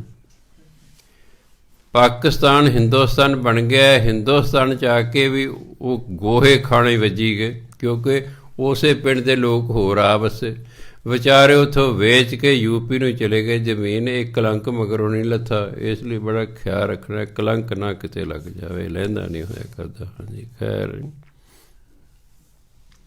ਇੱਕ ਵਾਰੀ ਗੁਰੂ ਮਹਾਰਾਜ ਤੇ ਮਰਦਾਨਾ ਜੀ ਬੈਠੇ ਨੇ, ਇੱਕ ਯੋਗੀ ਕਿਤੋਂ ਰਸਦ ਲੈ ਆਇਆ। ਕਈ ਲੋਕਾਂ ਨੂੰ ਵਹਿਮ ਹੁੰਦਾ ਵੀ ਆਪ ਬਣਾ ਕੇ ਖਾਵਾਂਗੇ, ਦੂਜੇ ਦਾ ਬਣਿਆ ਨਹੀਂ ਖਾਂਦੇ। ਰਸਦ ਦੇ ਦੂਜੇ ਤੋਂ ਲੈ ਲੈਂਦੇ, ਬਣਾਉਂਦੇ ਆਪ ਨੇ। ਵੀ ਭਲਿਓ ਮਾਨਸੋ, ਉਹਨਾਂ ਦੇ ਹੱਥ ਤਾਂ ਰਸਦ ਨੂੰ ਲੱਗ ਹੀ ਗਏ ਨੇ, ਹੁਣ ਤੁਹਾਡੇ ਬਣਾਉਣ ਨਾਲ ਕੀ ਹੋ ਜਾਏਗਾ। ਚਲੋ ਵਹਿਮ ਹੁੰਦਾ। ਉਹ ਥਾਂ ਪੁੱਟਦਾ ਚੁੱਲ੍ਹਾ ਬਣਾਉਣ ਲਈ, ਹੱਡੀਆਂ ਨਿਕਲ ਆਉਂਦੀਆਂ ਨੇ। ਫਿਰ ਹੋਰ ਥਾਂ ਪੁੱਟਦਾ ਪੋਚਾ ਪਾਚਾ, ਫਿਰ ਚੁੱਲ੍ਹਾ ਬਣਾਉਣ ਲਈ, ਉਹ ਤਾਂ ਫਿਰ ਹੱਡੀਆਂ ਨਿਕਲ ਆਉਂਦੀਆਂ। 4-5 ਥਾਵਾਂ ਤੋਂ ਐਂ ਹੋਇਆ, ਥੱਕ ਗਿਆ ਵਿਚਾਰਾ। ਗੁਰੂ ਮਹਾਰਾਜ ਹੱਸਦੇ ਉਹਦੇ ਕੋਲ ਚਲੇ ਗਏ, ਕਹਿੰਦੇ ਜੋਗੀ ਜੀ ਇਹਨਾਂ ਵਹਿਮਾਂ ਭਰਮਾਂ 'ਚ ਨਹੀਂ ਪਈਦਾ ਹੁੰਦਾ ਹੈ। ਜਿਸ ਘਰ 'ਚ ਤੁਸੀਂ ਰਸਦ ਲਿਆਂਦੀ ਹੈ ਉੱਥੋਂ ਹੀ ਰੋਟੀ ਖਾ ਲੈਣੀ ਸੀ ਤੁਸੀਂ, ਅਤੇ ਇਹਨਾਂ ਵਹਿਮਾਂ ਭਰਮਾਂ 'ਚ ਨਹੀਂ ਪੈਂਦਾ। ਪਰਮਾਤਮਾ ਦੀ ਧਰਤੀ ਹੈ, ਸਾਰੀ ਹੀ ਵਧੀਆ ਧਰਤੀ ਹੈ, ਕਿਤੇ ਬਣਾ ਕੇ ਰੋਟੀ ਪਕਾ ਕੇ ਖਾ ਲਓ। ਸੋ ਸਿੱਖ ਨੂੰ ਵਹਿਮਾਂ ਭਰਮਾਂ ਦੇ ਵਿੱਚੋਂ ਕੱਢਿਆ ਹੋਇਆ ਹੈ। ਅਜੇ ਵੀ ਕਈ ਸਿੱਖ ਕਹਿੰਦੇ ਅਸੀਂ ਵਿਵੇਕੀ ਸਿੱਖ ਹਾਂ ਜੀ, ਆਪ ਬਣਾ ਕੇ ਖਾਵਾਂਗੇ। ਉਹਨਾਂ ਪੁੱਛੇ ਭਲਿਓ ਮਾਨਸੋ, ਗੁਰੂ ਨਾਨਕ ਦੀ ਤਵਾ ਪਰਾਤ ਨਾਲ ਚੱਕੀ ਫਿਰਦੇ ਸਨ, ਜਿੱਥੇ ਜੋ ਮਿਲ ਗਿਆ ਉੱਥੇ ਹੀ ਖਾ ਲਿਆ ਕਰਦੇ ਸਨ। ਸਾਨੂੰ ਆਪਣੇ ਗੁਰੂਆਂ ਤੋਂ ਸਿੱਖ ਲੈਣਾ ਚਾਹੀਦਾ ਵੀ ਕੀ ਗੁਰੂ ਮਹਾਰਾਜ ਤਵਾ ਪਰਾਤ ਨਾਲ ਚੱਕੀ ਫਿਰਦੇ ਸਨ, ਵਿੱਚ ਬਣਾ ਕੇ ਖਾਂਦੇ ਸਨ। ਯੂਪੀ ਦੇ ਵਿੱਚ ਇੱਕ ਇਲਾਕਾ ਹੈ ਪੀਲੀ ਭੀਤ, ਇੱਥੇ ਜਿਹੜਾ ਹੈ ਆਪ ਜੀ ਨੂੰ ਪਤਾ ਹੈ ਨਾਨਕ ਮੱਤਾ ਜਿਹੜਾ ਗੋਰਖ ਮੱਤਾ ਹੈ ਇਹ ਜਗ੍ਹਾ ਹੈ। ਕਿਉਂਕਿ ਹੁਣ ਸਮਾਂ ਹੋ ਗਿਆ, ਬਾਕੀ ਜਿਹੜੇ ਵਿਚਾਰਾਂ ਨੇ ਉਹ ਕੱਲ੍ਹ ਦਾ ਦਿਨ ਵੀ ਹੋਣਗੇ, ਤਾਂ ਜੋ ਸਾਨੂੰ ਗੁਰੂ ਨਾਨਕ ਦੇ ਜੀਵਨ ਬਾਰੇ ਚੰਗੀ ਤਰ੍ਹਾਂ ਗਿਆਨ ਹੋ ਜਾਏ। ਬਾਕੀ ਵਿਚਾਰ ਆਪਾਂ ਕੱਲ੍ਹ ਨੂੰ ਕਰਾਂਗੇ। ਸਤਿਕਾਰਯੋਗ ਸਾਧ ਸੰਗਤ ਜੀ, ਵਾਹਿਗੁਰੂ ਜੀ ਕਾ ਖਾਲਸਾ, ਵਾਹਿਗੁਰੂ ਜੀ ਕੀ ਫਤਿਹ।